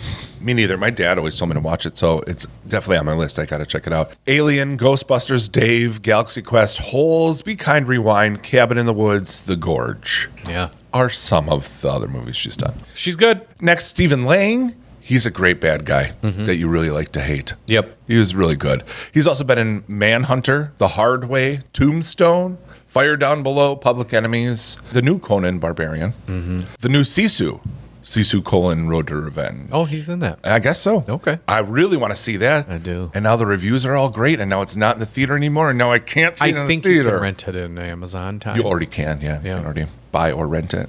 I might buy it. I bought the first one. There's a lot of other people that are in this movie, so I'll just hit on a couple real fast here. Kate Winslet's in the movie. Yeah. I couldn't even tell you which voice she is. I have no idea. I don't know either. You probably know her as the princess from A Kid in King Arthur's Court. She was in that, yeah. CCH Pounder, which you know her from her role in RoboCop 3. Yeah, I do. And what's funny, that is such a weird pull. On IMDb, they give you 4 titles of movies of best known for. Yeah. And it's one of her 4. Jeez. As Bertha from RoboCop 3. Gosh. She had to be in other stuff that she's better known for. Yeah. Giovanni Ribisi is Nick Cage's younger brother in Gone in 60 Seconds. Okay, let's run. And then Jermaine Clement, He sang the song Hip Hopopotamus versus the Rhymenosaurus. They call me the hip hopopotamus. I got flows that glow like phosphorus popping off the top of this esophagus. I'm not a water-dwelling mammal from Africa that's moved to the metropolis and been taught how to break dance. Where did you get that preposterous hypothesis? Did Steve tell you that? He's in a lot of stuff. It was weird having him in this movie because his voice. Yeah. Why did he have to change his voice? He does an American accent, and he's not funny. It's higher pitched. Yeah. Normal dude. It's a very weird thing because he all of a sudden is in this, and he's not making jokes. He's got a different voice. It's just, I don't get why. It pulls you out of it a little bit. Oh, yeah. Because you're just like, oh, why is he doing that voice? Yeah. Especially after you do stuff like Men in Black, where you're this big personality guy, and it's always Flight of the his Conchords, voice. It's always jokey, and everything he's doing is funny. And I'm fine with him not being funny. Yeah, I just didn't. I'm not. No. Well, there's some people that fine. It's hard to not see them joking. Some reviews. Come here, Sly. What's up? I see you. This is a good one from Juan. Cameron delivers a masterclass in pacing, intensity, and structure. James said, Fire and Ash is an experience unlike anything else released this year. Immersive, exciting, and visually stunning. Simon says, always cool to see telekinetic space squids burst out of the water and spear techno colonizers on their speedboats.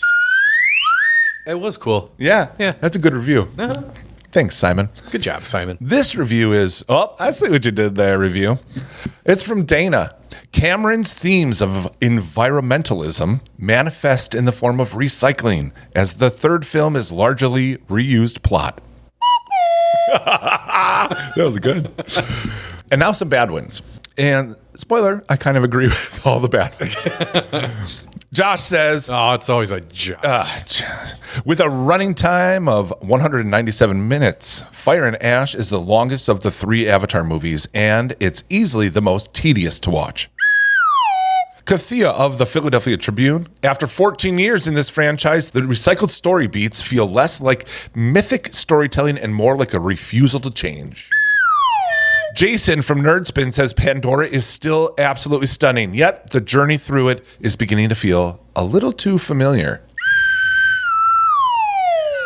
They're all absolutely correct. Yep, they are. All right, it's time to review this son of a bitch ourselves. Let's do that.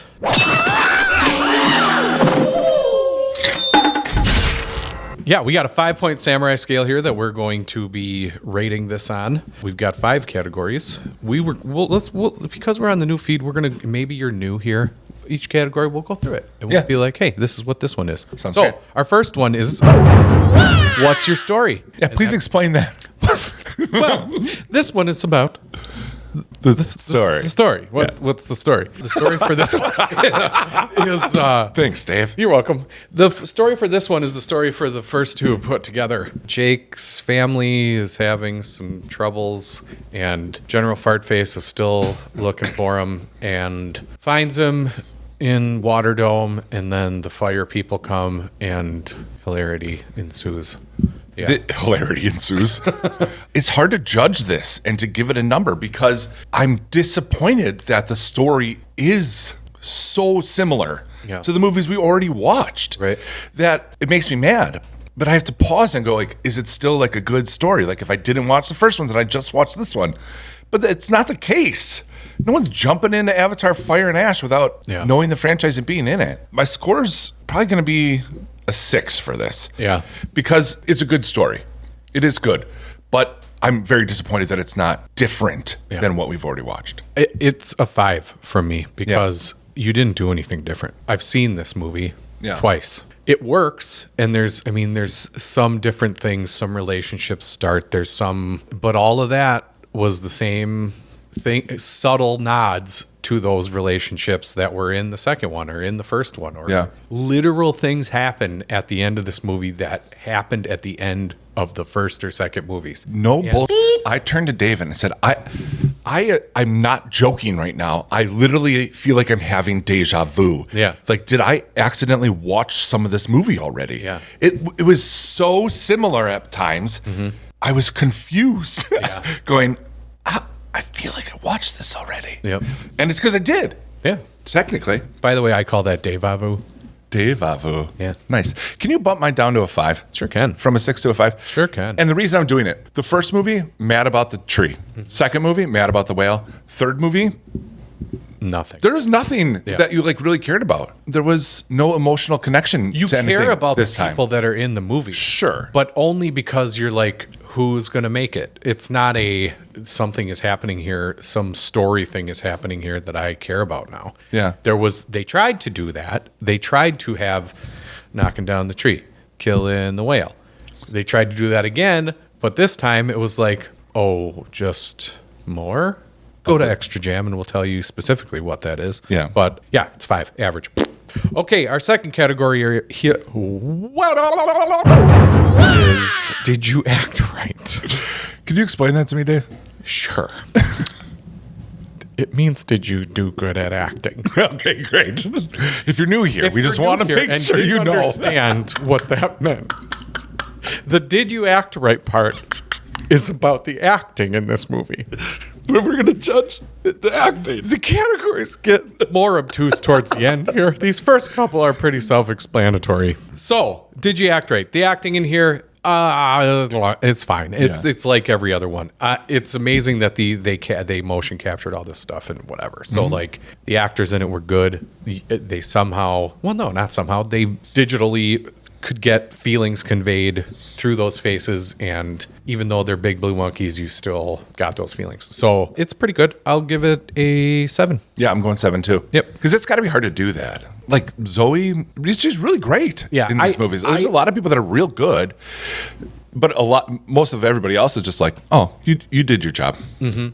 It's amazing to me, and this is going to kind of go into the next category here too, but how you can see these different actors in the faces of these big blue monkeys. Yeah. Like it's weird that you can tell who that is just through whatever. But speaking of that, the next category here is Did You Show Your Work? Which is a category on the effects, the costumes, the visual part of the movie. Yeah, even like music. Special effects, music, all that stuff. Yeah, right? all the added stuff. And this one, I mean, this is the reason you go. Yes. These are all visual feasts, and we saw it in 3D. My only, I guess, nitpick of this is when you're dealing with a world that you don't know size of the creatures that are in this world, it's hard to figure out where people are sitting in it. And he does a good job of conveying that as best he can. But I mean, like the size of the dragons they fly on or swim with, it almost seems like they change. Like sometimes they're real big or seem real big, and sometimes they seem smaller. It's a minor gripe. I am going to give this a 9. I saw this video and I sent it to you, but obviously the wrong one or something happened. But it was shot with stereoscopic shooting style, which means he uses 2 cameras because that's how people actually see, is with 2 different eyes. And there's things that he has to do to make that work. As someone gets closer, it's like, remember if you had a pencil in front of your face and they bring it closer, your eyes go cross-eyed. Yeah. So the cameras have to do that as they zoom in on somebody. Yeah. And then also, as you get closer to somebody or whatever, it's almost like the cameras have to be lined up. So then he figured out this way to use an angle reflection to be able to shoot one camera down and one camera out in those things. Instead of just switching to one camera? I don't know. So what? Maybe it's the way that it has to happen for this to work. I don't know. To go from 1 to 2 to be able to meld it as it gets closer. Yeah. Just the science behind it is insane, but it makes you realize why it looks so awesome. Right. It's an art form. It's like seriously so cool. We went and saw Fantastic Four in 3D, and I thought it was so cool. The one I saw before that, and you know this if you've already been listening, but was Thor: Love and Thunder. And I was like, movies like this, I will want to go see in 3D because it increases the experience. It makes it cooler.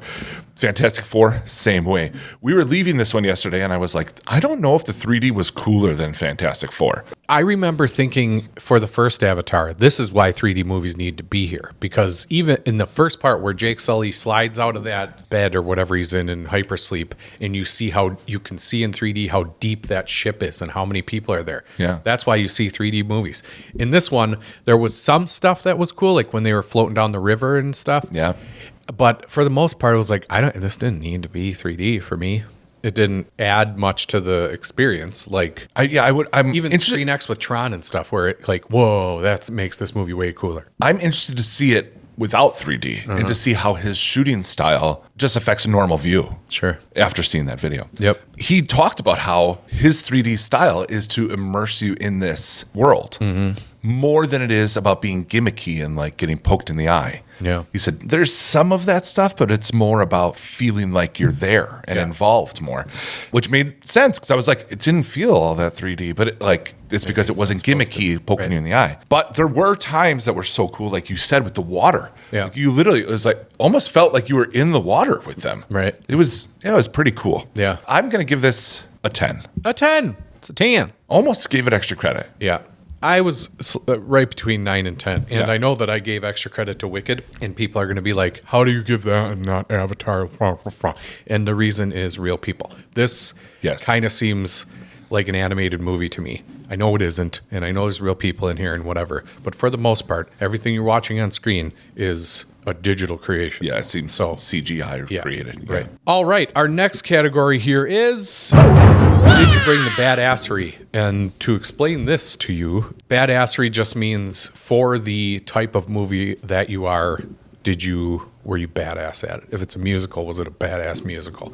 If it's a action movie, was it a badass action movie? Brian, what category is this? This is action epic, adventure epic, epic, fantasy epic, sci-fi epic, action. All right, wasn't it a badass epic? It is an epic. It is an epic by every sense of the word, because it's 9 hours! Good God. And there's more to come. And there's more. Good Lord. So, but just action, adventure, epic. Epic's a great word for it, honestly. Yep. Did you do a good job as that? Yeah. It really did. Mm-hmm. It's pretty badass. And it's all because of how well they show their work. Yeah. I'm going to give this a 9. Yeah. Even within this, which is when you say badass, and there's so many badass things happening with dragon ladies shooting arrows through airplanes, and there's still moments in there where even in that you're like, ooh, that's badass. Yeah. Some of the parts with Jake and whatever where you're like, that's real cool. The ending, wouldn't even say what it is, but the end battle is beautiful. Yep. And badass. Yeah. Almost every color of the rainbow is there. Right. Between the fire going, there's a magnetic pull or whatever that's got like purples and blues. It's just gorgeous to look at. Right. And they're fighting their asses off. Right. So it's pretty badass. Yeah. And it's not like a cartoon where they just throw each other around. Like they're blocking punches and doing all this stuff. And I know that that's all motion capture and that stuff happens, but you still got to translate that to cat-faced big ass blue aliens. So, and make you care and think that they're badass. Yeah. Yeah. I'm going to give it a 9 too. It did a good job of being badass and being a good epic movie, I guess. All right. Last category here is, did you keep your promise? And this is just, is it a good movie? I guess to boil it down to its base is from the trailer to walking out of the theater, did you keep your promise as movies are supposed to of giving us a good movie? If you told us one thing in the trailer and really gave us a different thing, yeah, that was sneaky. That's not sneaky. keeping your promise. Twilight. I know. As far as keeping its promise, yeah, it does. But I don't care. Yeah. Anymore. That's my biggest problem with this. Does it keep its promise? Because I almost say no. It does in the fact that it's an Avatar movie and there's fire and ash in it. And it's the third part of the story for these things. Yeah. That's what I mean. Like, you did what you said you were going to do. You gave us an Avatar movie, but you gave us an Avatar movie that is the same as the other two. I think that part of it, though, is I expected the story to progress more than it did. Yeah. After all of this time. But but there's 5. So is that why it only creeped forward in the bigger story? I don't know. But yeah, I know what you mean. Like, did it, as far as keeping its promise, I don't know as it did, other than being an Avatar movie that looked good and whatever, and you did more Avatar and water and you threw some fire in there now. But as far as a movie goes, I between 6 and 7 here. Oh, I was between 5 and 6. Yeah. Should we just both go with 6s? Yeah, let's just do 6s. Okay. Okay. All right. It's time for math. Do you know what time it is? It's math time. What would be your most valuable samurai? James Cameron. Yeah, it's got to be James Cameron. But I would also maybe do the coloring team. I looked it up, and I don't fully understand it still. Crayons? Yes. Yeah. Crayola wins. No, I kind of looked up like who is in charge of the final look, color, whatever. And there's like a team of people, and they mention a lot of cinematographer. There's actual colorists or whatever. So just the team of creative people that were behind making it look so beautifully, visually stunning. Yeah. So, but James Cameron. Shout out. Right. Yep. All right. Some would you rathers. These are other movies with a Rotten Tomato score of 67 or an IMDb of 6.7. Oh, there it is. Or an IMDb of 7.6.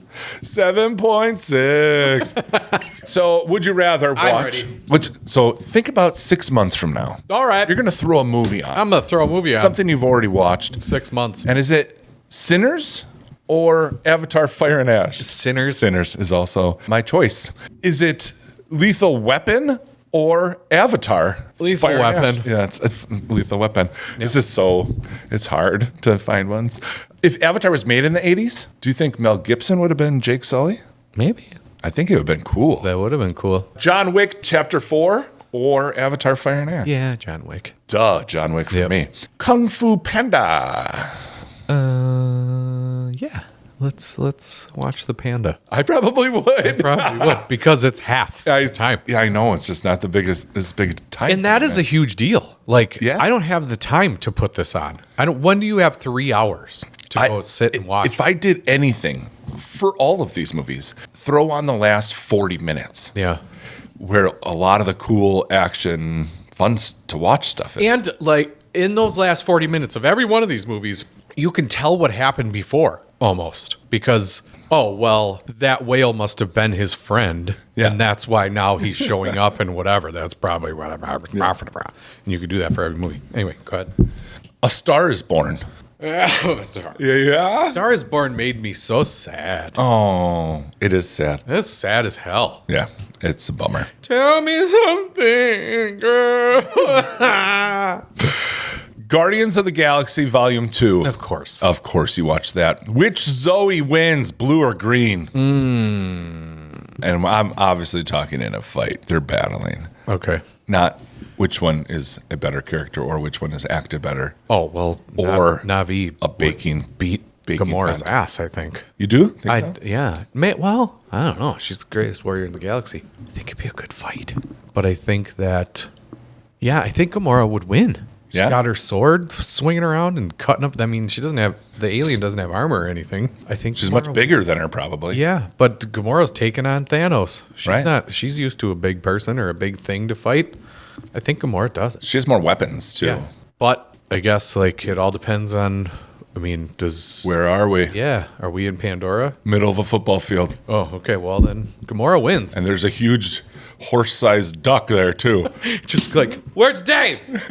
Came here to fight him. We talked about that on the spoiler last time. Yep. I thought I'd bring that up because no one really knows what I'm talking about there. What horse-sized duck? What the duck? Dave, let's get a final score. The final score for this freaking movie is 73. Let me bring up our other movies here. By the way, I did get the Superman score. Good.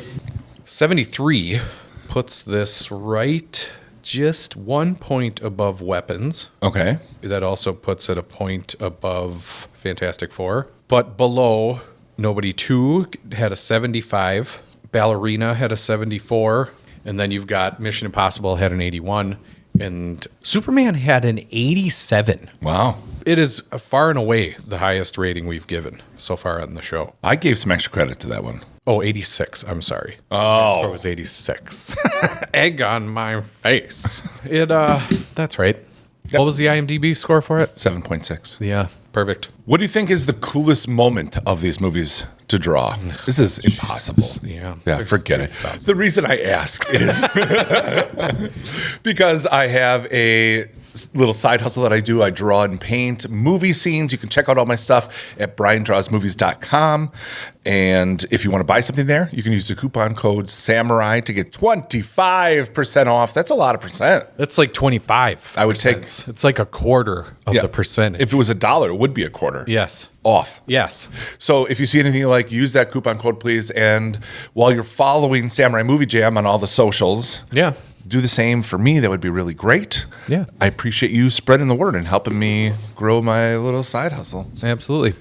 We also have merch. Oh, that's a good mention. If you want any Samurai Movie Jam merch, you can search for us as a designer on TeePublic, or you can find that on the Bad Movies Rule website. Go to Bad Movies Rule, click on Other Shows, click on Samurai Movie Jam, and on that page, you can see our latest episode. You can see a button where we sell crap with our logo on it. So go check that out. Maybe we'll do a giveaway next year. Give away a t-shirt or something. That'd be cool. Yeah. Next up is normally the random question. And what I'm doing for this one, is Cameron quotes. Okay, all right. And what you need to tell me as I go through these is it a quote that James Cameron said, or is it a quote from a James Cameron movie, or is it a lyric from a Michael Bolton song? Okay? Oh, good. At least it's not a bunch of weirdness. I have no shot here. I had the two. I was like, okay, a James Cameron quote or a James Cameron movie. I was like, let's add a third wacky thing here. Absolutely. All right. Here we go. Our first quote. Did IQs just drop sharply while I was away? That is a James Cameron movie. Yes. What movie? Aliens. Wow. We'll give him 2 points for that. Put it on the board. Next. I am a director. I directed The Abyss, for example.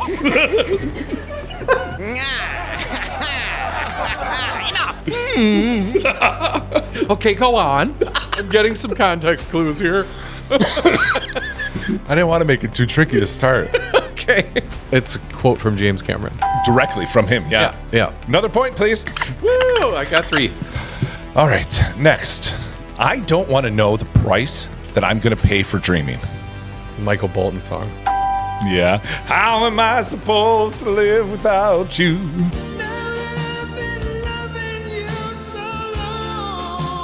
Four. Hope is not a strategy. Luck is not a factor. Fear is not an option. That is a movie. James Cameron movie. Which movie?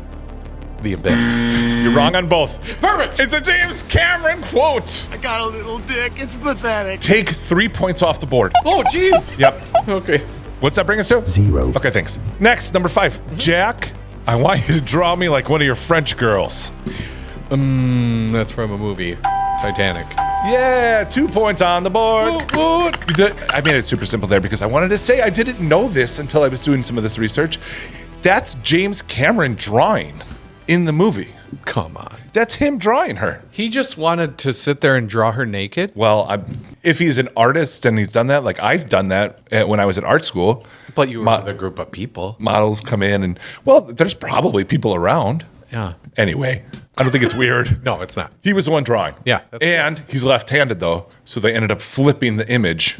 Oh. So it looked like they were drawing with his right hand. That's crazy. Yeah, it's pretty crazy. I didn't know that was him. Yeah. That was the point where I was like, this guy is like Da Vinci. He's an artist. Yeah. Designs and engineers, and he's pretty impressive. Uh-huh. Nothing to say about his personal life or whatever, but like as a creative, he's real impressive. All right, number 6. When it comes to the safety of these people, there's me and then there's God. Understand? Movie? Yes. Perfect. What movie? The Abyss. It is The Abyss. Yay! Nice. 2 more points. Woo! Number 7. Turn your world into one sweet dream. Take your heart and make it sing. Michael Bolton. Yes, love is a wonderful thing. Take a smile through the pouring rain. Number 8. The future's not set. I'm a fan of his whole catalog. Yes, I am too, actually. Oh, man. I like Michael Bolton. It's from Office Space. I know what it is, yeah. I celebrate his entire collection. Yeah. The future's not set. There's no fate but what we make for ourselves. James Cameron quote. T2, baby. Oh, no. Take 5 points off. Jeez. I'm a negative now. failure is an option, fear is not. James Cameron quote. It is. Here's extra point if you can get this one. All right. Success is my only motherfucking option. Failure's not. Eminem. That is an Eminem quote. That's true. Yeah, good job. Mama love you, but this train has got to go. Number 10, I see you. I see you. Movie. Yes. Add 2 points. Woo! Number 11, your scientists were so preoccupied with whether they could, they didn't stop to think if they should. James Cameron didn't direct that, and that's from... I tried to trick you. You son of a bitch. You got it. Yeah, it's Jurassic Park. It's none of them. Yeah, 0. Neither. No Michael Bolton either. Give him 5 points. Yay! All right. Next one, number 12. If you set your goals ridiculously high and it's a failure, you will fail above everyone else's success. James Cameron quote. It is a James Cameron quote. It's a cool quote. I like that quote. Yeah. The last one is, how can we start over when the fighting never ends? God. It's so hard. It's a Michael Bolton song. Duh. Oh, I really thought you were fooled. No. Is that Gwen could? How can we start over when the fighting never ends? You would think that might be from a movie. Yeah. But it's not. It's how can we be lovers if we can't be friends? Just a quick story about Michael Bolton song. Yeah. I was waiting outside of a store with my dad when I was a kid, and When a Man Loves a Woman comes on, and that big first part where he's like, when a man loves a woman, and then my dad immediately comes in and is like, he's a dumb asshole. And That's why you say that. Yeah. You say that all the time. Yep. Oh, boy. Dave lore, right? Guess what we're going to do now? We're going to... This is the last episode Yes. of the 2025 year. Correct. So Dave had the idea. What we should do is give our top 5 movies from 2025. Yep. This is not movies that were on the episode necessarily. It's anything that came out in 2025 that we have seen. Right. So there might be a gem out there that's better than any of these movies we picked. But if we haven't seen it, sorry, it's not going to be considered. Yeah, and tell us. Yeah, tell us to go see it. See it if we're missing something amazing. Yeah. I want to see. Perfect. So I'm assuming we're going to start with our 5s. Yes. And work our way down to 1. 5 to our number 1 movie of the year. Fireworks, all kinds of stuff's going to go off. Wow. Yeah.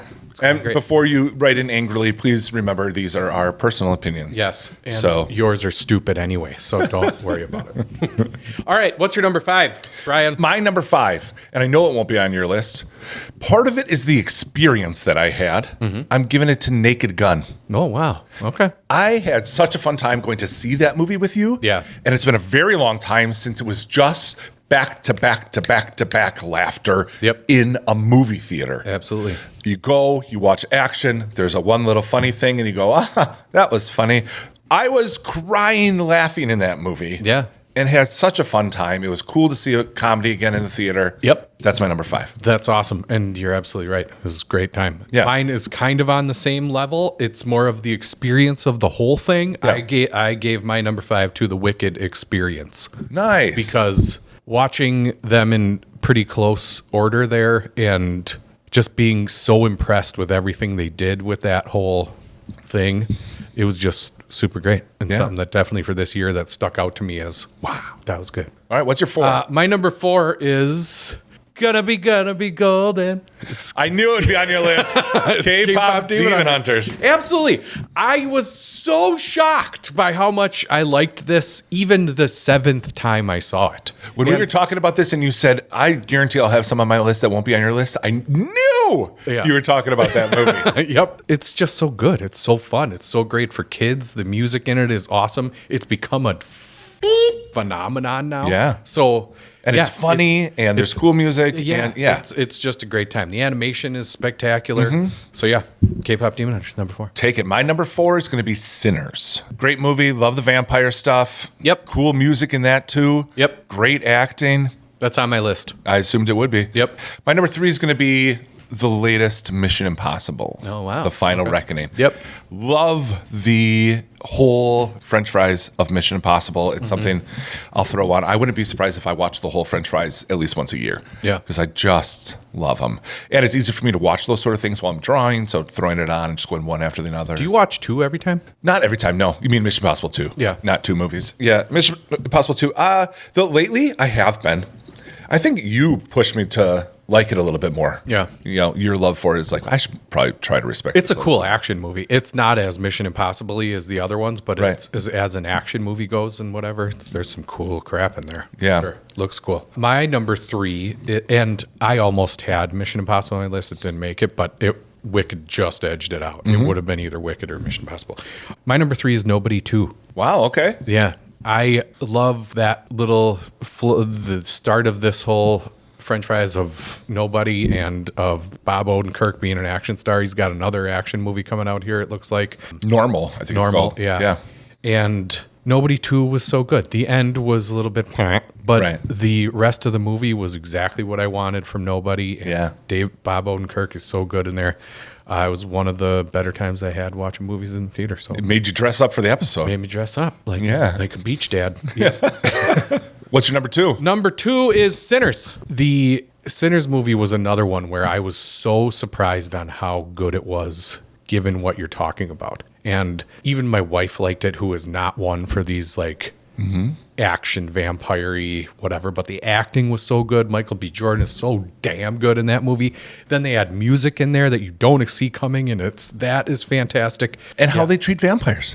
Yeah, that's not having to be welcomed into the door. Right. All that stuff is so cool. Yeah, and they're not like these big, rich things. It's like, no, these are monsters that are trying to get in. That's all. They're not super fancy yet or whatever. Yeah. Just such a great movie. It was. Yep. My number 2 is Superman. Oh, we are not going to have this. We're not going to have the first one. Yeah, my number 2 is Superman. Loved it. Loved the switch of being a reluctant superhero to just being someone who wants to help people. Yeah. It was done right. It was really visually amazing. Yep. Yeah, I loved it. My number 1 is Superman. It was so good as far as Superman goes, as far as comic book movies go, as far as times I went to the theater and went, yeah, this was awesome. Exactly what I wanted. And even, I mean, you talk crap about the interview part and how that kind of pulled the brakes on the whole thing or whatever, sure. But the rest of the movie was...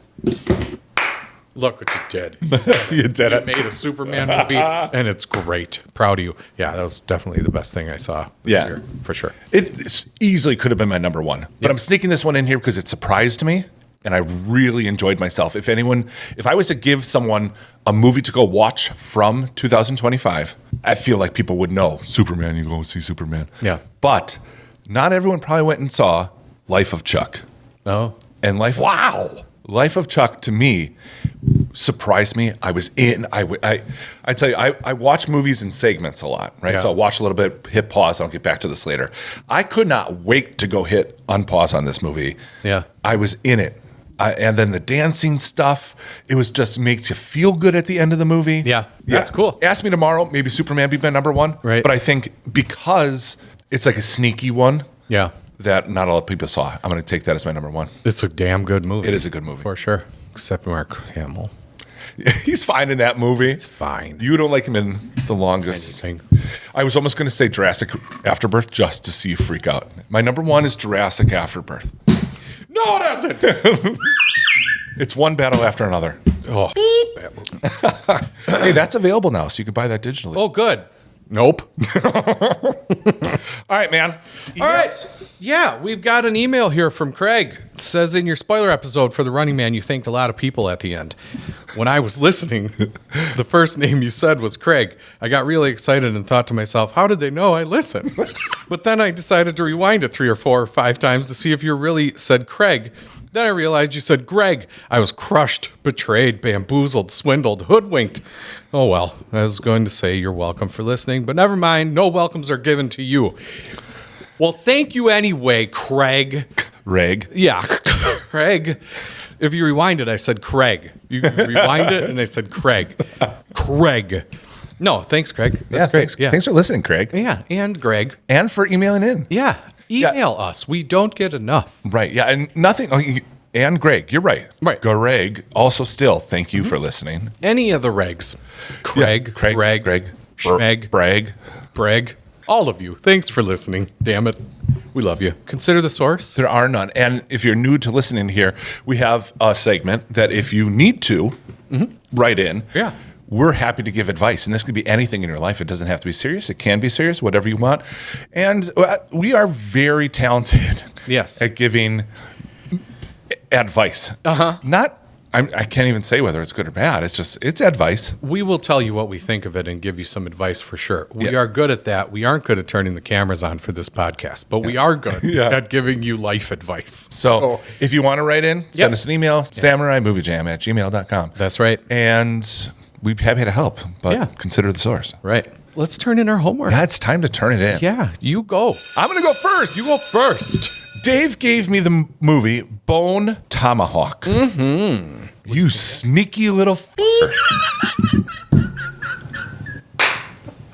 You only gave me that movie, so I had to watch that one scene. Oh, my God. And I watched it, too. Normally, I'd be like, nope. And I was like, what? Tell everybody what scene you're talking about. Oh, my God. Well, if you see the cover, right, and I didn't look and read about what it was even about, but you see the cover of the movie and you just think Western. Yep. Right? Mm-hmm. I say Western, you have an idea of what the movie is in your head. Yeah. Kurt Russell, got a cowboy hat on. Yeah. Yeah. Very similar to Unforgiven in that the whole middle part is just traveling. Yeah. But very different at the end. So there's this weird tribe of native people that are very chalky and white, and they're basically cannibals. They get people and trap them and kill them and eat them. Yeah. And you watch them butcher one of the deputies or whatever, one of the sheriff's workers. So they're already trapped. Kurt Russell and the old guy get trapped next to them, and they pull out this other guy, and they strip him naked, and they hold him by his ankles and raise him up, and they take one of their bone tomahawks and start chopping right at his privates to rip this guy in half. Yeah. Oh, it's what the movie's famous for, and not really why. It's a good movie too to me, but sure. Like that is definitely the part where you're like, oh my God. Yeah, I did not expect this to be happening. Right. Yep. How great for you though that you were able to pull that. I love it. It was the whole reason that I gave you it as homework. Is like, I'm just going to say it's a Western and just let him suck on it when that part comes up. Yeah, I wish I could have been a fly on the wall when you. What? What? Don't. You're not gonna show it. You're not gonna show it. Oh, are you showing it? Yeah. You show it. Yeah. Oh man, I have a couple more things to say. Okay. Kurt Russell was fine, right? But at the end, he is so badass. Yeah. He stands up and he's got a flask stuck in his abdomen. Yeah. Oh my gosh. Yep. Yeah, that was so crazy. And then he's dying and he says, say goodbye to my wife. I'll say hello to yours. And I was like, what a great line is that? I know. And everyone was good in this movie. Yeah. Even David Arquette. Right. He was good. Mm-hmm. He started the movie off and I was like, oh no. Yeah. And he was good. No, it great. didn't bother me at all. But exceptional was Dragon's dad. Yeah. Oh, John C. Reilly's dad from Step Brothers was so good in this movie. Mm-hmm. Yeah. I can't believe he didn't get nominated for something. He was a different person. Right. It was so good. Yeah. You almost wouldn't even know it was him if you didn't maybe I wouldn't have if I wouldn't have looked up who was in the movie on IMDb. Mm-hmm. He was very good. I'm really glad you liked this much. Yeah. Yeah, it was super fun. Yeah. I gave it a B. Yeah. It's a very good movie. Mm-hmm. I had Indiana Jones in the Dial of Destiny. Yeah. And I did see that. Oh, okay. I realized as soon That's as probably started. good, actually. Yeah. Because you had so much Avatar to watch. Yeah. To try to fit in that. I still watch the whole Oh, thing. okay. The de-aging technology that is used in that movie is pretty impressive in some parts and pretty bad in others. There's parts, especially in that opening sequence, where they shine the light on him in the beginning and you're like, whoa, that's weird that they can do that. Yeah. But then there's other parts where he's walking through the train car and some things where it's like, oh, I'm not gonna ask him. But it's come a long way, and that's pretty cool. And then they do another part where he's talking to Basil or whatever that guy's name is. I don't remember. But where they de-age him again, and looks pretty good. I was pretty impressed with it, actually. because I went and saw that in the theater. Yeah. And one thing that really threw me, because that all looks great, and then there's a part where he's running on top of the train, and they make him leap so far. Yeah. It was like, that looks ridiculous. You can do this with the de-aging? Yeah. Well, you couldn't get that right? Right. The lady's birthmark was distracting on her head. Yeah. And I think it was because she's clearly trying to hide it in most of the movie. And then when it's out there, oh, wait. That's on there? Oh, wait, you get just get that off there. The who builds this stuff trope, like in every Indiana Jones movie, it always occurs to me like, what is the point of them making this huge system of traps and stuff? And who's the guy that I need to hide this here? Can you build me a ramp that falls from water that gets displaced, and then it needs to hit a lever that then turns into a slide that goes down into the thing, and then maybe we can have sort of arrows shoot out from the walls or something like that. Would that be a big deal? Yeah. You're just the guy that's like, fucking guess. Jeez, why can't you just block it up? Your safe isn't enough, Tutankhamun or whoever. I think about that all the time when I used to play Tomb Raider. Yeah. Movies like that, or games like that too, where I was just like, this almost seems too sophisticated for rocks moving. Yeah. Right. It wasn't hard enough to move the rocks, and now you're like, well, we need to lift one so that when the water fills this thing, the slide comes down. Yeah. And then when he picks this up, the rock will raise up, and then a bigger rock will fall out of the ceiling and chase him down the street. Right? Okay, cool. Dun, dun, dun, dun, dun, dun, dun. But I love it. The time travel and the fan service in the movie are the what? Parts, the fan service in the movie. Remember this guy? You remember this girl? Remember this thing that we did? Oh, I think it works perfect. It's better in this movie than most because they don't make such a big deal of it. But at the end, they do. At the end, everybody shows up like it's the party for Indiana Jones, and then all the way to the hat at the end, and them grabbing the hat. That stuff always bugs me, but it's not. It's a minor gripe. It's still Indiana Jones. I didn't feel like it was like Beetlejuice 2 in that fashion, because this was literally like a goodbye. Do you know what I mean? So it's like a cap on the end of Harrison Ford's journey. Right. So I liked that they did that. Yeah. If that wouldn't have been there, I think people would have been like, oh, he's just an old guy in the apartment. I'm glad that they tied the bow so much that the circle goes boop to his hat. Yeah. I'm glad they killed Shia LaBeouf too, or at least explained that in the. It was definitely a plot point, but it wasn't like, let's have a flashback to. Yeah. And then the indie theme does so much for Indiana Jones movies. It's so damn cool. You brought that up about Avatar. The one thing that this thing's missing is a recognizable theme, which is bonkers for James Cameron. Like, he's got John Williams on the payroll. You'd think that Avatar would at least have a more recognizable theme, like Avengers or Indiana Jones or any of those movies where, oh, that's the Avatar song, and then that could play like the Indiana Jones theme. Where in this movie they play that Indiana Jones theme slow sometimes, where it's like, oh, dun, dun, dun, dun, where it's just and then when he's doing his thing or whipping stuff and it touches part of your heart when that stuff happens like that. Whoa, that's awesome. Just I know. And it's got to be a music thing. I'm sure there's some musical reason why that theme hits so hard, because it makes you want to go running. Like, he's got the whip. I'm gonna go. Okay, I'll see you later. It gets a B- for me. That's great. It's a good movie. It's a good Indiana Jones movie. It's certainly better than the one before it, the Crystal Skull. Yeah, I still appreciate that one, but there's a lot of stuff I hate about that movie. Yeah, I'd say it's because it takes all the magic of Indiana Jones out. Yeah. The greatest thing about the first Indiana Jones movies is that so much of it was practical. You watch him get that thing back from, the younger Indiana Jones steals this thing and gets taken away. Then you see him on the ship, Belloc or whatever is taking it back from him. And there's real water and the ship's moving and someone's swinging. And then you go to Crystal of the Skull and Shia LaBeouf is CGI swinging with monkeys. The ants and Kate Blanchett, who I like, but not in that movie. Right. It's just like, it's all CGI and dumb. What are your rankings for the Indiana Jones movie? Which one's your favorite? Oh, that's real tough. Number one is probably Last Crusade.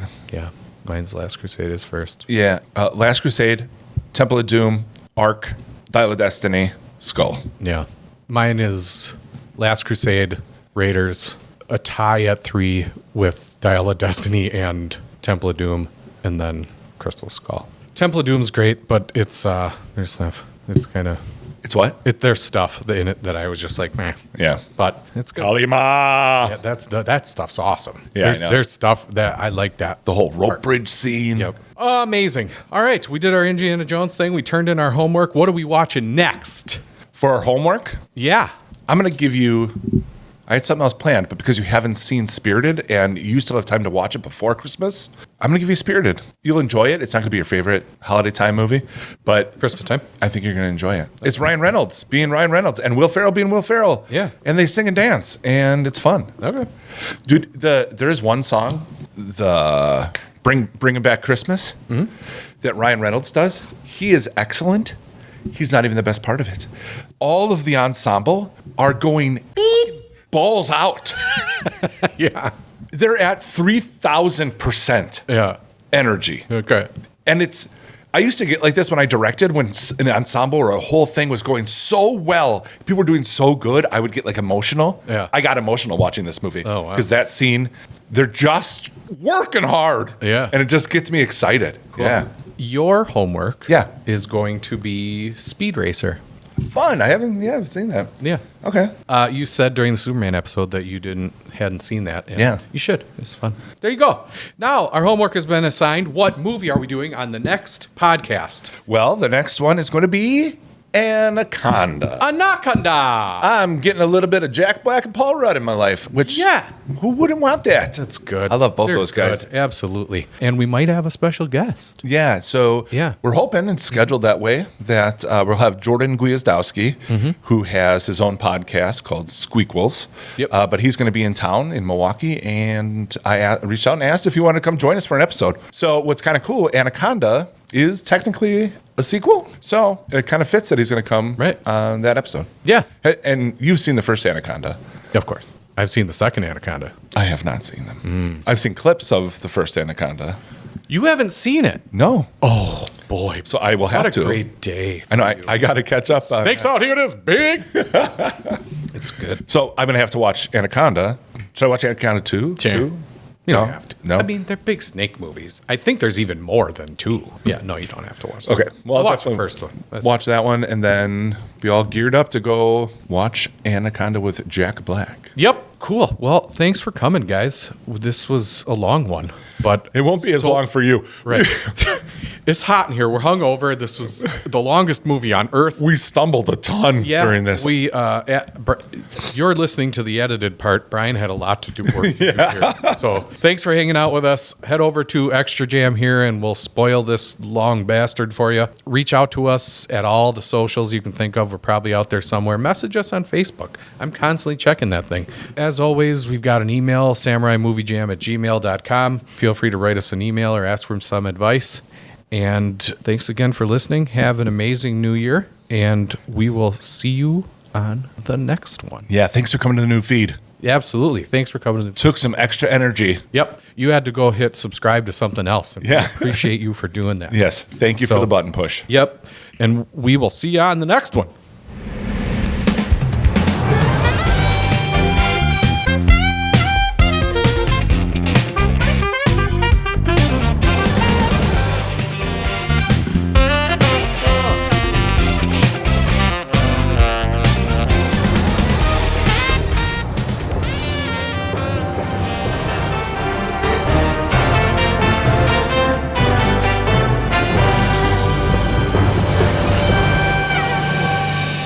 So damn hot.